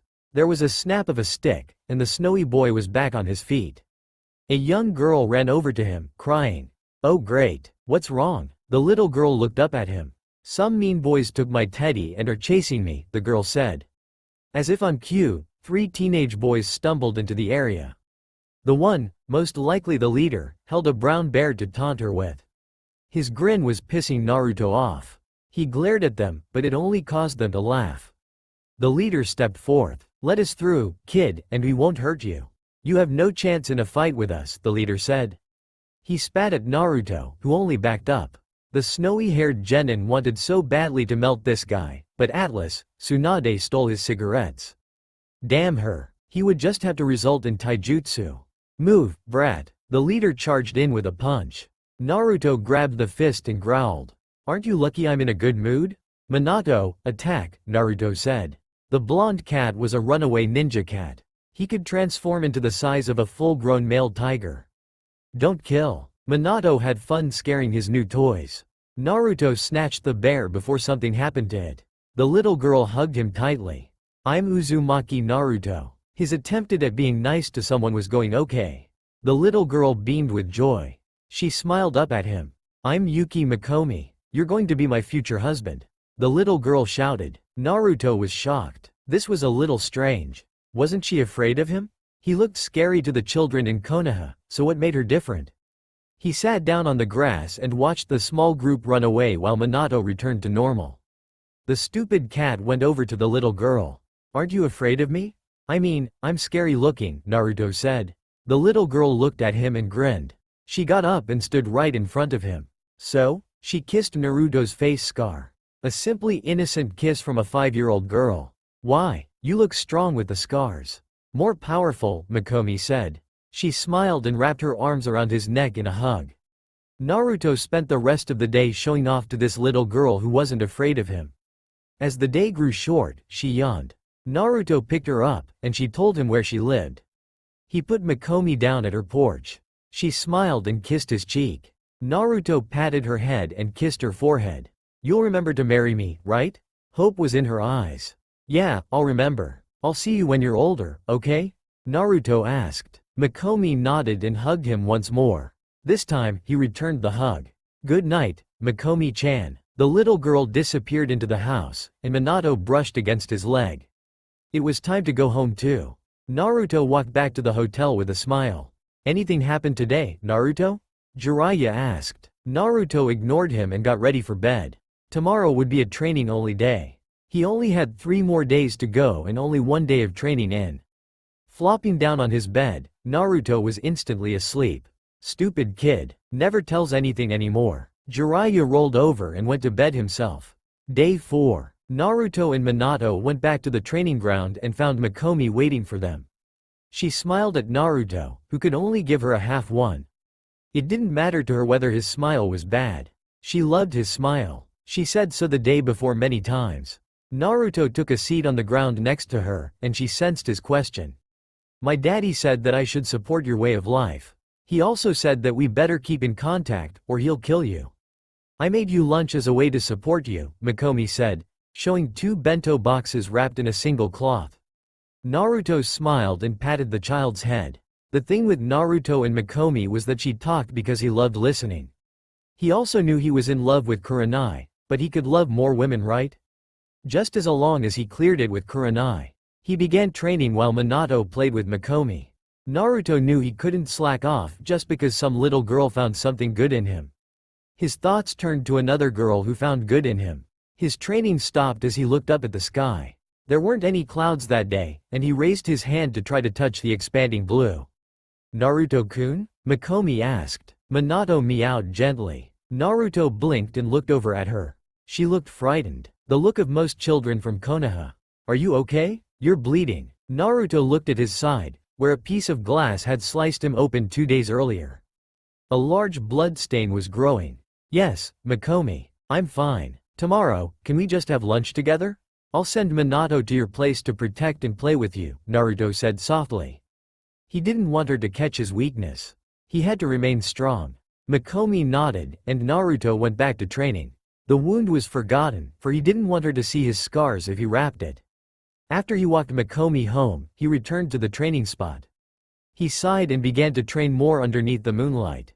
Minato watched silently until Naruto created many craters around the area from the incomplete Rasengan. Around midnight, Naruto screamed out and hit the ground. He didn't care that his fingers were completely numb or that his skin smelled funny. He finally realized something that he was so confused about. He was afraid of hurting his loved ones. Day 5. Mikomi wasn't able to come to see him train that morning because she had caught the chicken pox from her little brother. Naruto promised that he would come back at noon to eat lunch, and he left Minato behind to watch over her. Her mother had watched as Naruto made sure Mikomi was comfortable and safe, but Mikomi's mother could see hesitation in his movements. She chose to keep quiet about it. Naruto destroyed a tree that had once been a guard against an old lady's paper fan until the branch broke. He thought of his last couple days. Life was funny. One day, he's beaten up over a small curse word while the next, he's some boy's hero. He didn't want to be the beaten child or the hero. He wanted to be Fox and to fight alongside Flower, Flame, and Founder. It was in that little group that he belonged because Flower and Flame wouldn't let him fall while Founder stood quietly in the background, making sure of everyone's safety. "Damn it," Naruto shouted after he got back from lunch. He continued to practice, but it wouldn't come out right. He was growing frustrated. He kicked at the tree before collapsing. He was exhausted and needed rest. Minato? Naruto looked around as the cat came rushing over in his big form. Good job today. Naruto slowly fell asleep with Minato keeping guard. Jiraiya and Tsunade didn't even notice that Naruto didn't return. Day 6. Naruto groaned when he woke up. Minato meowed and licked his face. The cat must have forgotten he was in his bigger form whenever he tried to curl up on Naruto's lap. The snowy-haired boy groaned again and pushed the cat off. Minato swung his paw out to playfully bat Naruto's hair, but the boy had to duck to avoid being hit too bad. The cat finally changed back into his regular form and climbed back into Naruto's lap. Minato, I have only today and tomorrow, Naruto said. He carried the cat to Mikomi's house, where the little girl was delighted to see them. He made sure she was safe again before turning to leave. Mikomi's mother stopped him. She looked fearful and tired, making Naruto worried. Naruto, I'm sorry. Mikomi and you don't have a future because of Mikomi's illness, Yuki-san said. Naruto was confused. The chicken pox were dangerous? No, not the chicken pox. Mikomi has a disease called cancer in her lungs. She's had a relapse recently, but I don't want her to be hopeful about too much. Naruto nodded and didn't know what to say. Talking to Mikomi was easier, but he couldn't bear asking her about this. Thank you, Naruto. You made my little girl smile and laugh again. Naruto nodded and took off. He reached the clearing and looked around. He felt like something was missing. He sighed and started training. He blocked out all his thoughts and focused. No luck, Naruto said. He shook his head and limped home. He stopped at a store and bought another pack of cigarettes because Tsunade flat out refused him his. He lit one up as he looked up at the full moon. It was like the moon goddess was looking over him. He shook his head again and walked home. Jiraiya found his student passed out on the floor with Minato sleeping comfortably on the bed. Day 7. Naruto groaned as he stretched on the way to Mikomi's. He had to say goodbye that day. He left Minato at the house with a quick hello to the little girl. He nodded at her mother and rushed out of the place. He had to train to be the best. To show that old hag that he could do it. He destroyed the tree by noon and looked up at the sky. It started to rain. Naruto closed his eyes and wished away his troubles. He gave up and headed to Mikomi's. She wanted to have lunch with him. Naruto-kun. Mikomi cheered as he walked in. Minato meowed and batted a paw at him. Yuki-san smiled at him and handed him a towel and one of her husband's shirts. You look sad. Are you okay? Naruto paused and looked at the child. He had just walked back in from changing and sat down. Naruto-kun shouldn't be sad. He's a hero. Mikomi smiled at him, and Naruto found himself smiling back. Something he only did with Kurenai because when he smiled, she was happy. I'm homesick, Naruto said. Mikomi frowned and hopped off her chair. She climbed onto his lap and pressed her hand to his bare forehead. She kept frowning. Naruto chuckled and ruffled her hair gently. I'm not sick like a cold. Homesick is where you miss your home and your family. Mikomi nodded and poked at his whisker marks. She wanted to make sure he was real before returning to her seat. Yuki-san smiled and placed a bowl of ramen in front of the both of them with one for her. Minato hasn't been too much trouble, has he? Naruto looked worried. Minato meowed and curled up on his lap. He doesn't let Mikomi alone, Yuki-san said, smiling. Naruto nodded and quickly finished his meal. He didn't want to waste too much time here. No more attachments. After about an hour of spending time with Mikomi, Naruto left with Minato at his heels. He went back to training, creating crater after crater before passing out from chakra exhaustion.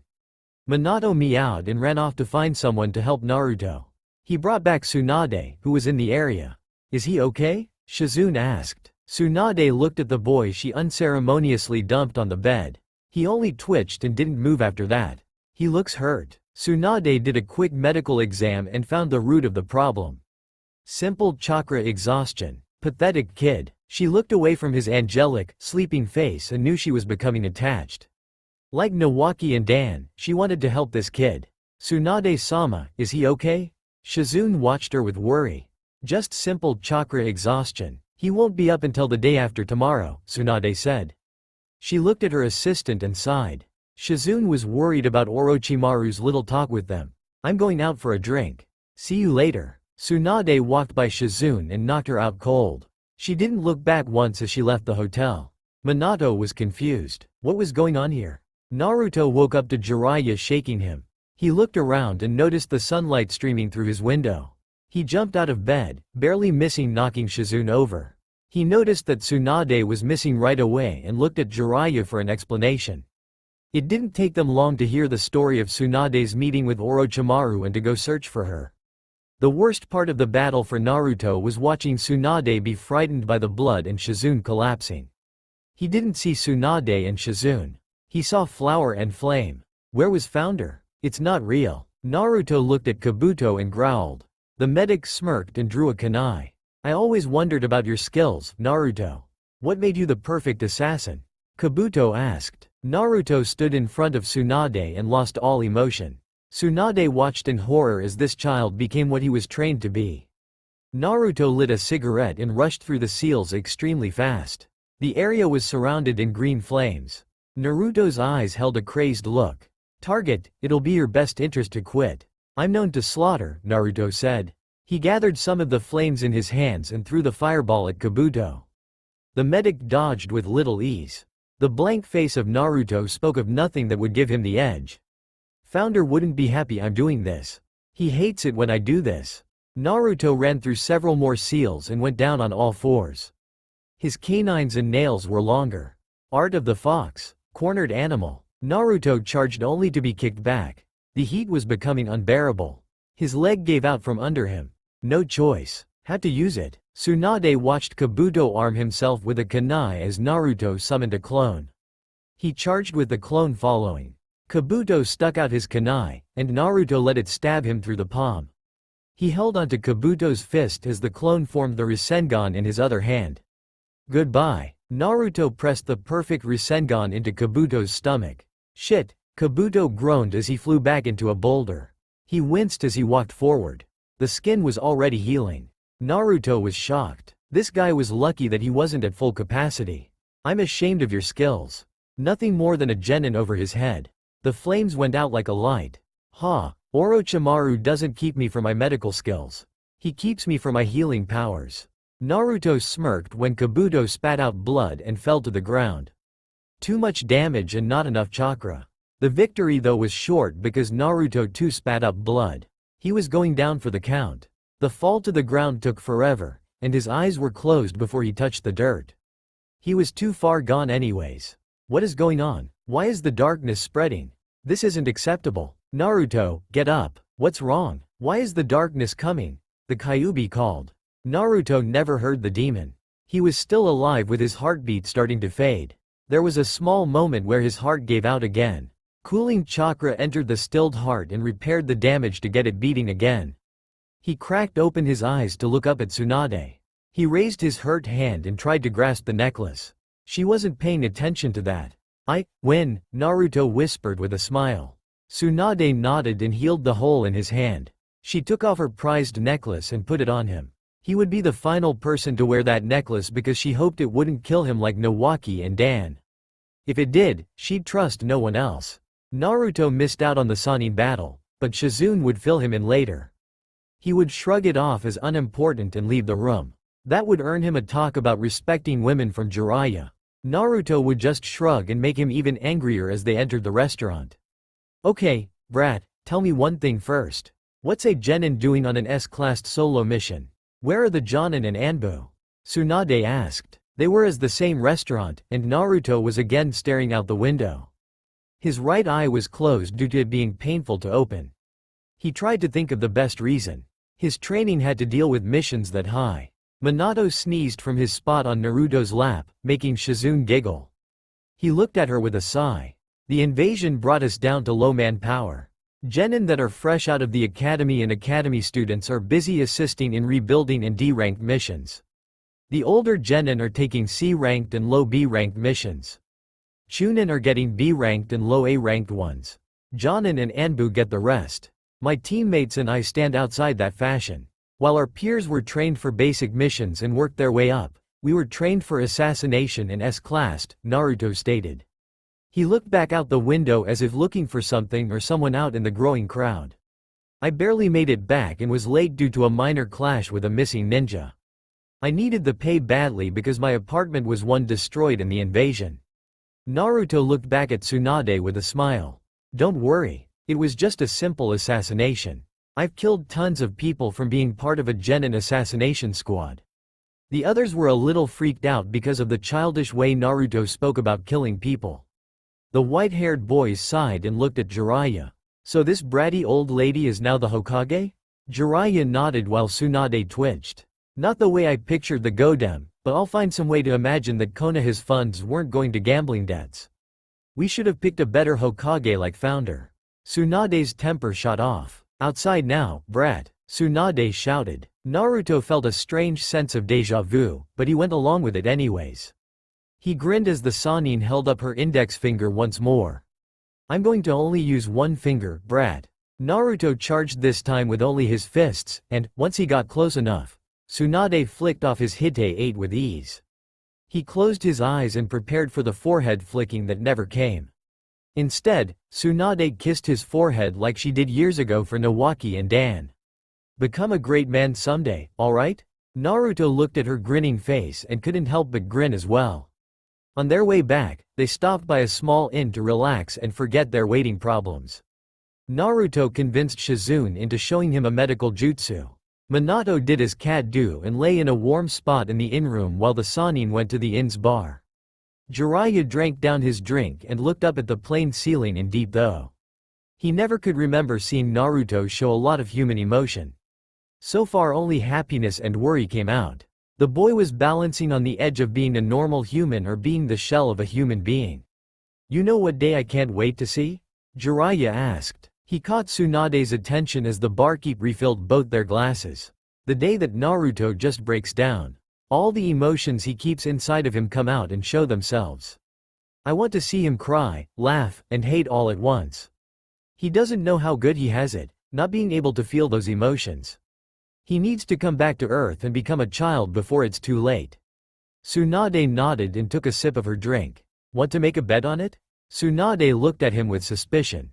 I bet he'll break when he's 16 and starts noticing girls. Jiraiya grinned, knowing he'd win because of Tsunade's lack of gambling skills.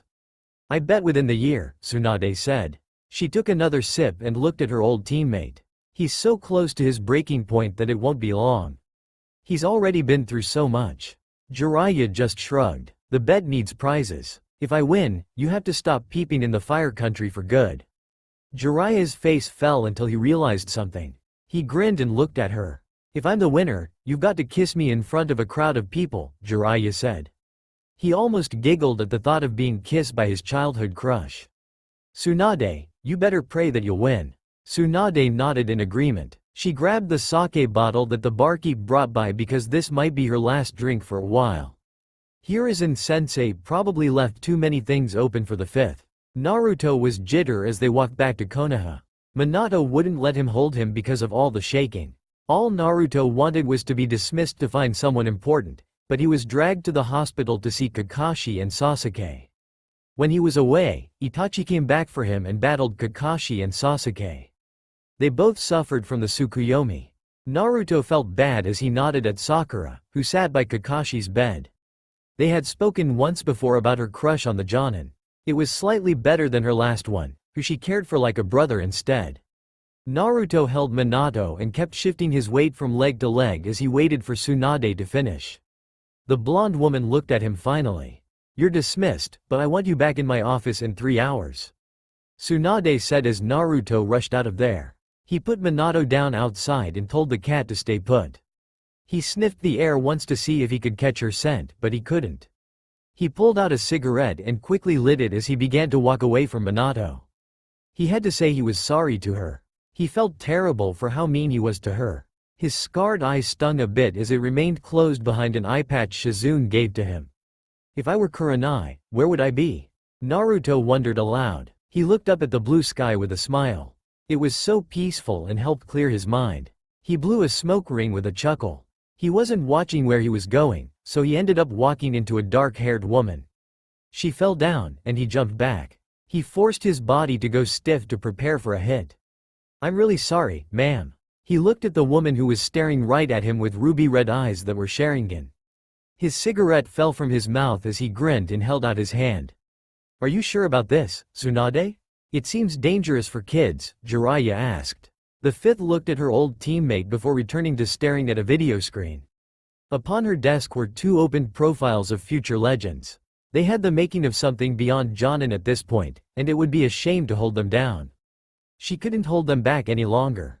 Who will train them? Tsunade smirked. We will, of course. We'll use their weaknesses against them until they're strong. Didn't you say their friendship was a special bond? Something like brothers? Tsunade asked. Jiraiya nodded and remembered describing the 2 as potential brothers. He looked at the video screen with a sigh. They'll become something like brothers when we're through. Send notice out to the other to meet me at my office in about 3 hours. They can't be late. Tsunade watched Jiraiya leave as she let out a long sigh. She looked at the peaceful sky from her window. I'm training children to massacre. Lovely. She looked at the unsettling scene on the screen before shutting it off. No, I'm teaching shinobi to better themselves. That made it easier for her to sleep at night. Naruto threw his arms around Kurenai in a giant un-Naruto-like hug with a huge smile. The Jonin was a bit taken back due to his previous behavior, but she soon returned the hug. She could see that the boy was grinning like an idiot as he radiated happiness. There was something different about him though. She couldn't tell if it was the slight warmth in his eye or the fact that his skin wasn't completely warm like before. Something on the mission changed. I need to talk to you about some things, Naruto said. His blue eye held all the innocence of a child, but the shadows held the poison of a shinobi. Kurenai missed that innocent look, but it looked strange now. It looked painted there. Something was definitely off about him all of a sudden. Want to get some dango with me? Kurenai bit her lip. What if this was her Naruto? Please, she sighed. Sure, Kurenai said. Naruto grinned and took her hand. She allowed this boy to drag her to the shop just because he looked happier. He glanced back at her only once, and Kurenai swore she saw the hurt and pain in his eye. He was completely silent during their walk to the dango stand. They grabbed some seats and quickly ordered. He sighed and looked at her as the waitress left. I want to apologize about what happened before I left, Naruto said. He looked sorry, but it didn't explain Itachi being there. The Itachi thing is a bit messed up, huh? He scratched the back of his head and looked at the counter. Before I met you, I met Itachi. He was to follow me around and make sure I didn't jump even though I quit. After I met you, I was put in Itachi's care because the third thought I would kill myself. Itachi was like the dad I always wanted. He gave me something before he left, and now he wants it back. I won't give it to him though, so I'm not a traitor. Naruto couldn't look her in the eye the entire time because he couldn't stand seeing her hurt or angry. Why should I believe that story? Kurenai asked warily. Naruto sighed and looked over at her. She didn't look angry like he expected. Just hurt. He looked down at his hands and clenched his fists. He broke her trust in him. She was becoming like everyone else. Think he was nothing more than a filthy liar. She had her reasons, but he just felt so angry. A burning feeling settled in his stomach. You don't have to believe it if you don't want to, Naruto said. He looked her in the eye and had to stand his ground. You just have to trust me on this one. The look in his eye made her rethink the entire thing because it was so hurt and pleading. He looked tired. Kurenai sighed and looked away. A blonde cat walked over like he owned the streets and jumped into Naruto's lap with a yawn. Minato, why can't you follow orders? Kurenai looked at the hilarious scene of Naruto holding the cat up and yelling at it with Minato only reacting by batting at Naruto's messy hair with his paw. It was as if the ice melted from this boy in seconds. He sighed and petted the cat's head gently. This is Minato, a ninja cat. I picked him up from some crazy old lady who beat me with a paper fan. She named him after the famous Yellow Flash because of his flee on sight warning. Kurenai noted that most people called Namikaze Minato the Yondaime, but Naruto used his war nickname instead. He's so adorable, Kurenai said with a smile. She took the cat away from Naruto and began to pet him. Minato purred loudly at all the attention he was getting, and Naruto shot the animal a look that must have been of pure jealousy. She mentally giggled and just smiled. Naruto ate his dango and looked at the sky instead. Do you have someplace to be? Naruto looked at her and shrugged. Yeah, Tsunade wants me in her office in about 2 hours. It's probably another mission. We have to keep up an image, I guess, Naruto said. He was actually surprised to see Kurenai, a Jonin, was in the village during a time like this. He watched her hold Minato and sighed. What kind of life was that of a ninja when love had to be quick and easy to break? He didn't know because the ninja lifestyle was his only option now. He sighed again and closed his eye. Everything stopped for a second. All the noise was brought down to almost mute as smell took over. He was about sent into a gagging fit when the scent of wet dog came close. He opened his eye and looked over at Kurenai and her students. Naruto, when did you get out of the hospital? We all thought you'd be one of the ninja on missions along with the rest of your team, Kiba said. Naruto looked confused before realizing what Kiba meant about the missions. Team 7 specialized in assassins and S-ranked missions of all kind, the village's backbone. He almost laughed at memory of an assassination where Sakura and Sasuke had to pose as a couple while Naruto used a henge to act like Kakashi's girlfriend. Naruto, you look beat. Are you okay? Naruto blinked and sighed. They've already sent me out on 2 missions so far. One was my specialty while the other was to bring back the 5th Hokage. I just go back, and I think I'm about to be dispatched again in 2 more hours, Naruto said. He shrugged at their shocked faces. Team 7 took missions one right after another with about an hour in between each. He closed his eye again and felt Minato jump into his lap. He tried to ignore the creature until it licked his cheek. Damn cat. Naruto looked at Akamaru. Minato, go play dead and see if that mutt will eat you. Naruto received a smack from Minato's little paw. Kiba laughed loudly while Akamaru glared at Minato. Naruto, you're only a genin like the rest of us. What kind of missions would they give you as a solo? Shino asked. Naruto smirked and looked over at the bug boy. They had a lot in common. There was something in their bodies that made many stay away from them. Naruto didn't talk to him much though. He usually avoided people and hung around in his apartment a lot. S-ranked and A-ranked ones. I've even received unmarked missions from time to time. I went on one alone while the others were injured, and the third didn't want me to take it. He almost shit himself when I came back alive. Naruto said. He found it funny, but the others found it just creepy.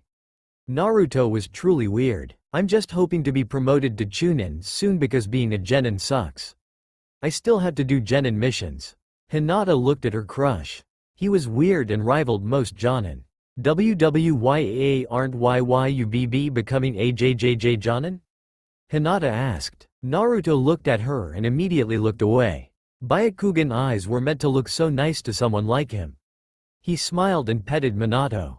It was to distract his eyes even though he knew it was kind of rude. She asked a very good question too. The Anbu were always on his ass about joining their ranks. He sighed. The 3rd Hokage was my guardian.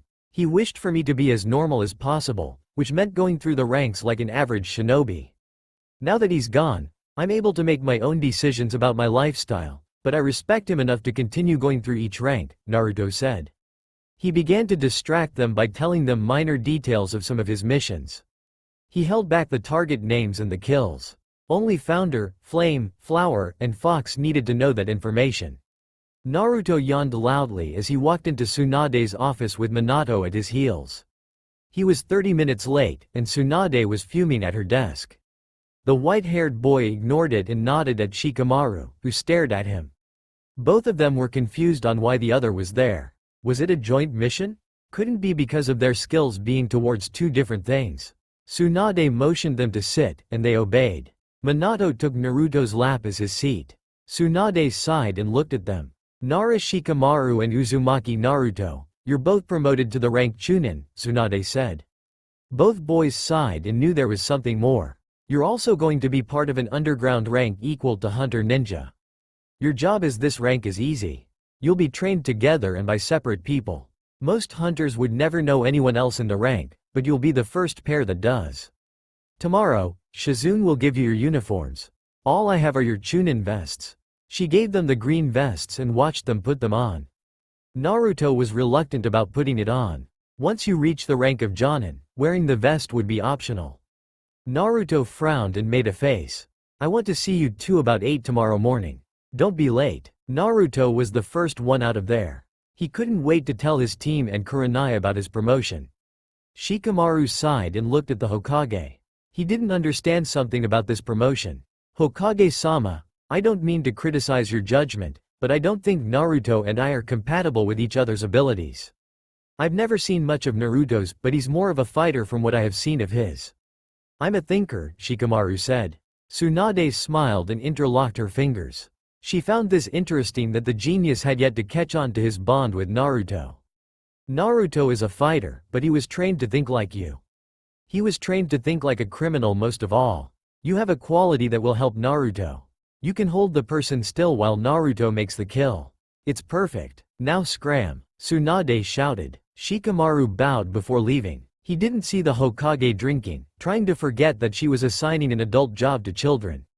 Most people like to forget that once a child accepts the Hite-8, they're no longer a child but an adult.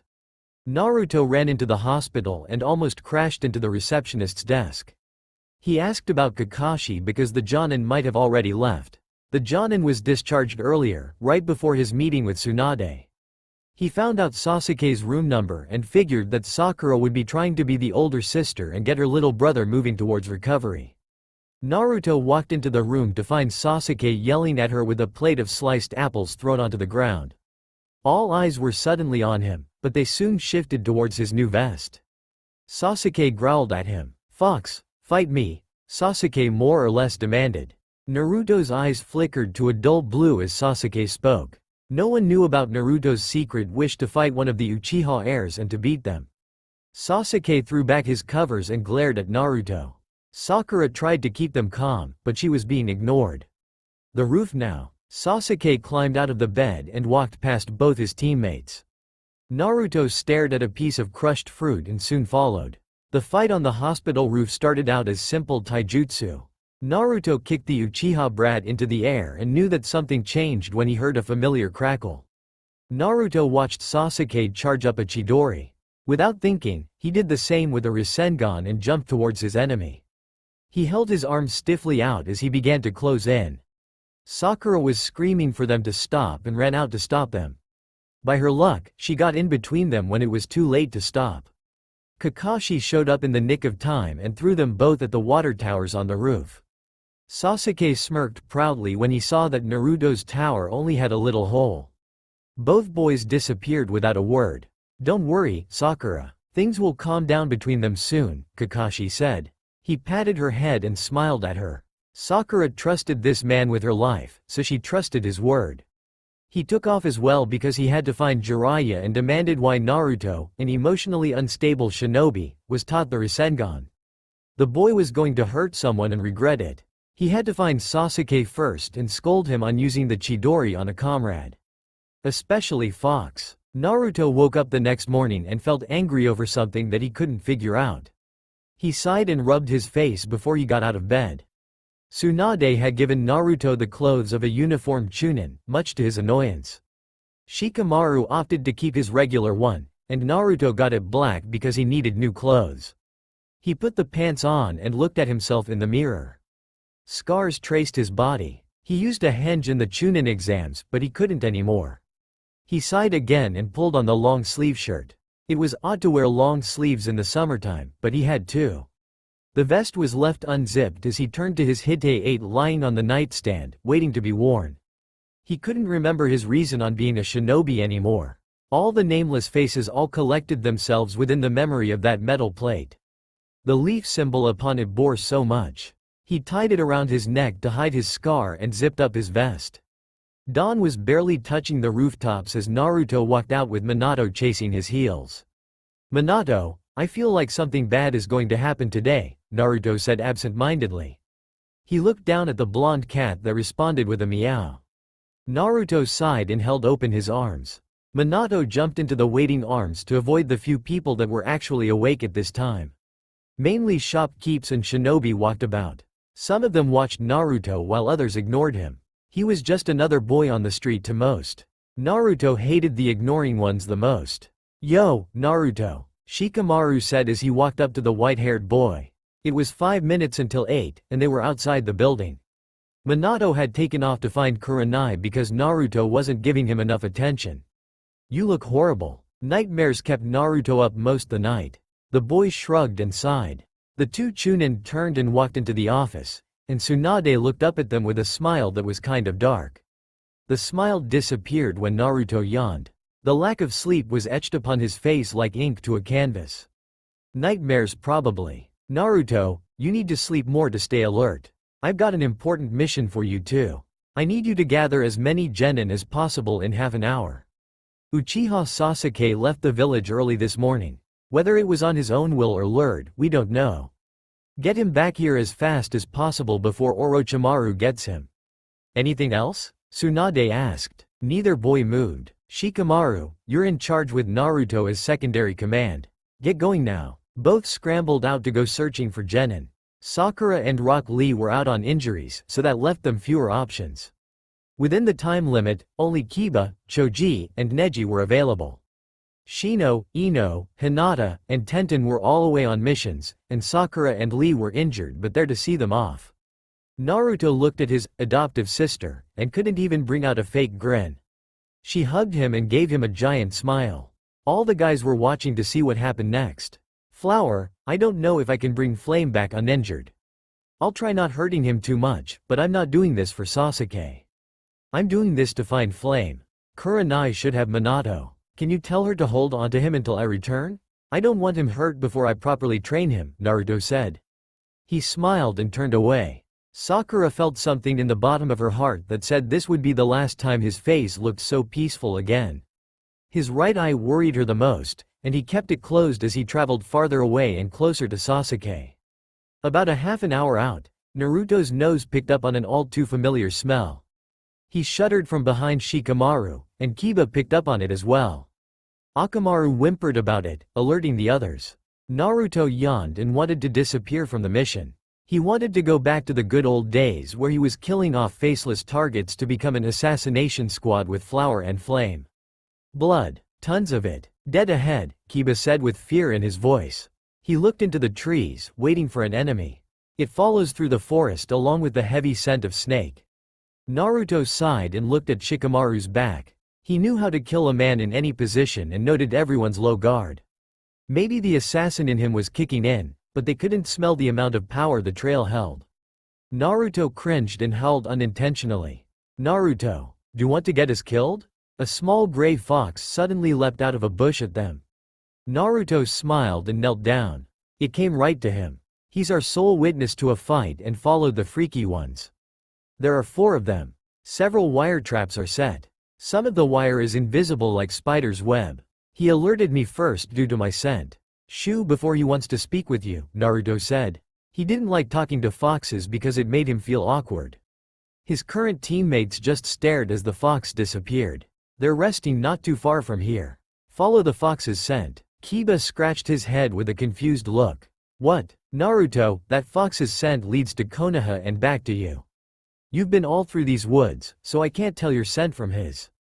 Let's just follow the blood and split into 3 groups. Neji and Shikamaru in one. Me and Choji in another. Naruto, you can hold your own against someone of this power, Kiba suggested. He looked at Shikamaru, who nodded and signaled for them to split up. Neji and Shikamaru found the enemies quickly, but they stayed in the treetops. Something alerted the 4 enemies. It was Naruto walking straight into the clearing. He looked like a child. Hello, strangers, Naruto said smiling. The 4 ninja were waiting for some form of an attack. Naruto held up his hands in a way of proving something. Don't worry about me. I'm not dangerous. I'm not the one who you should worry about anyhow. I'm just here for my teammate. His eyes were closed, and it appeared like he was making academy mistakes. If I don't get my teammate, I'll make sure you're all dead. The first shinobi, a boy with 6 arms, attacked using a bunch of spider threads. The whole clearing burst into green flames. While you weren't looking, I set up a new trap. As soon as an unrecognizable chakra goes off, my flames pop up everywhere. It won't be long until all 4 of you are goo. Neji and Shikamaru couldn't believe that Naruto looked like he was enjoying this. Sound 4 didn't realize that it was a genjutsu as their bodies melted. Naruto retrieved the giant pot rather easily. Naruto, watch out, Shikamaru shouted, realizing the trap Naruto missed. Naruto figured he would play the genjutsu card and get out unharmed. It was played right back at him. Naruto's world disappeared from the forest and turned to a flaming battlefield that was unrecognizable. Naruto began laughing instead of screaming. Shikamaru and Neji came out of their hiding spot to help him after Sound 4 regained Sasuke. Naruto began to attack them with clouded eyes. Neji, we need to hit him hard enough to knock him out. I can't break the jutsu. Neji nodded and signaled for Kiba and Choji. They came out to stop the crazed boy, but he held them back. Say hello to the devil for me, friend, Naruto said. He raised his hand to attack, but Kiba attacked first. He had snuck up behind him and bashed his head with a rock. Naruto fell to the ground as Sound 4 appeared from the trees. The fat one quickly captured them in a rock dome, shocking everyone in the dome. Neji quickly checked on Naruto, and Kiba was ready in case Naruto woke up and started to attack a comrade again. The scarred boy groaned and opened his single eye. His head was pounding to beat the drum, and he concluded it was from the wound on the back of it. Damn, should have been more aware. Sorry Shikamaru, I was so close. Naruto sat up against the spinning and looked around. He was left alone for about a few minutes because the others were trying to think of a way out as they slowly realized that their chakra was being sucked out. You do know whose fault this was, right? Jirobo said. Naruto closed his eyes and looked away from everyone. That scarred one and Pineapple Head one. If he wasn't such a gay and only concerned about his boyfriend, you'd be outside this dome. If Pineapple had planned better, the scarred one wouldn't have been the one to go after Sasuke. Naruto punched the wall and growled. He wanted to see this boy dead. Maybe it's Pineapple Head who is gay with the scarred one. Naruto punched the wall harder and felt his knuckle break. The Kyuubi healed it quickly though. A hand clamped onto his shoulder. Naruto looked at Shikamaru with angry eyes. Calm down, Naruto. You're no use angry. Any ideas? Shikamaru asked. He wanted to see Naruto's thinking in action and see what training Naruto had. The tired boy shifted through all his memories for something that was strong enough to break through stone like this. He stopped at one memory and chuckled. Naruto stood up and signaled for them to huddle up. What? Naruto couldn't stop smirking, so it must be painful. Do you know what Hokage-sama's special ability besides medical jutsu is? Naruto asked looking at them. No one replied. It's super strength. We need something equal to her strength to hit the weakest point of this dome. Naruto looked at his hand. We don't have a lot of time before we start passing out from low chakra. Neji, can you and Kiba work on finding the weak point? Neji nodded and began to order Kiba on what to do. Choji, when they find that point, you need to use your expansion jutsu and roll us out of here. Naruto smiled at the bigger boy. Shikamaru couldn't believe what just happened. Naruto thought the same plan as he did and selected the right people too. He watched Naruto talk with Choji on the different advantages of the Akamichi expansion jutsu. Naruto, are you completely sure about this? Choji asked. There was no time for Naruto to answer because Neji and Kiba found the weak point. Choji gulped and used the Baika no Jutsu to break through the stone wall. As soon as the wall broke, Naruto's plan was successful and over. Now what? Everyone looked at Shikamaru and Naruto as they walked out of the rubble. Naruto grinned and pulled out a kunai. He stepped up next to Choji. We do what all shinobi do. We fight, Naruto said. He tensed up, but Choji put a hand on his shoulder. The bigger boy stood in front of all of them. His eyes held a seriousness that made Naruto quiet again. He watched along with the others as the fat man stepped towards them with all the intent of killing them. You're going to fight him? Naruto cocked his head to the side as if curious. Choji nodded, not ever looking back. He tossed a tied-up bag over his shoulder to Naruto, who caught it with ease. Military pellets are all I've got for you. Take them and go. I'll catch up later, Choji said. Shikamaru nodded and led the team out. Choji felt them leave as he pulled out a container that contained 3 different colored pellets in it. He took the green one out as the fat sound ninja charged at him. Here goes nothing. Choji blocked the older boy's hit. Naruto chose to never look behind him as he chased the smell of snake and blood with his teammates. He heard some of the fight, but as they increased the distance, it became nothing but silence. Shikamaru insisted they keep stopping to leave an arrow cut into a tree for Choji to follow when he was done. Everybody agreed with the genius's thinking. Naruto sniffed the air at the next stop. A scent of power that was so strong that he was afraid would kill him if he wasn't ready. Let's go get back Flame. Naruto shouted, pointing onward. He jumped to the next branch as the others followed closely behind. They didn't question Naruto's state of mind as he kept to the trail of blood and flame. Choji felt his friends leave as he quickly chewed on the pellet. Jirobo was closing in on him. He wouldn't let this guy past him. It was his duty to stop him. Choji grunted as Jirobo ran right into the large boy, who smirked. He slowly lifted the bigger teen off the ground and threw him several feet away. Jirobo couldn't believe what was happening. This kid actually lifted him up. As he climbed out of the rumble, the enemy didn't notice Choji wincing from the side effects. "Goodbye," Choji said as he wrapped strings of kunai around his legs, torso, and arms. He quickly went through the hand seals that he knew without any thought at all.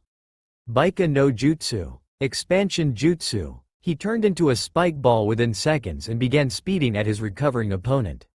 In a quick defense, Jirobo threw up a rock shield that Choji quickly broke through. The enemy had no choice but to stop Choji with his bare hands. The Konoha shinobi was shocked and watched lines of triangles cover Hirobo's skin.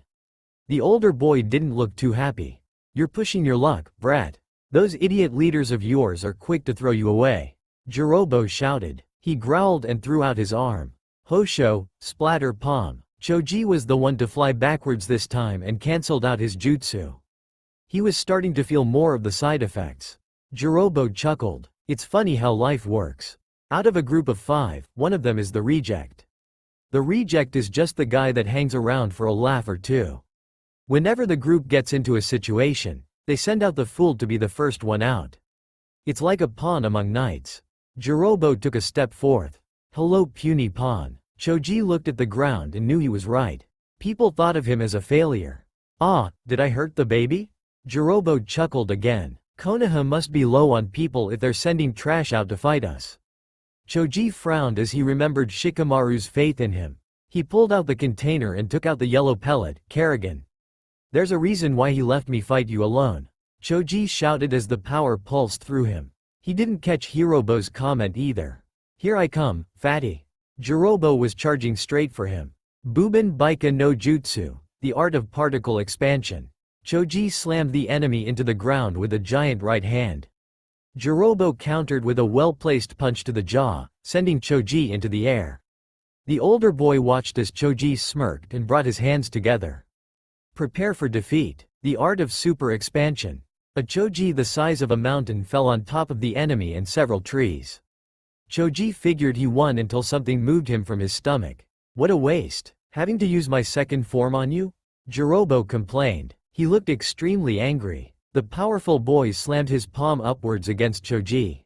Shogakisho, palm slam. Giant Choji went flying into the air, and as he hit the ground again, he cancelled the jutsu. As the dust cleared, Choji got to see how Jirobo looked now. He was shocked at the transformation. Fear spread through him. "This battle is over. My second state makes me 10 times more powerful. I'm unstoppable." Jirobo started walking towards Choji. There are drawbacks such as greater need for chakra. Choji winced in pain from the side effects of the pellet. He knew in his head what his last choice was. He couldn't use the red one because it would kill him.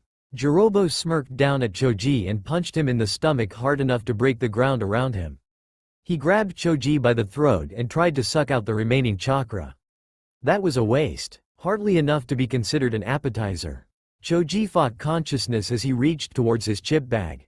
Jirobo noticed and stomped on the reaching hand. He instead got the bag and ate the remaining chip. "It's just like what I said before. You're nothing but the weakling pawn. After this, I'm going for some juicy nights."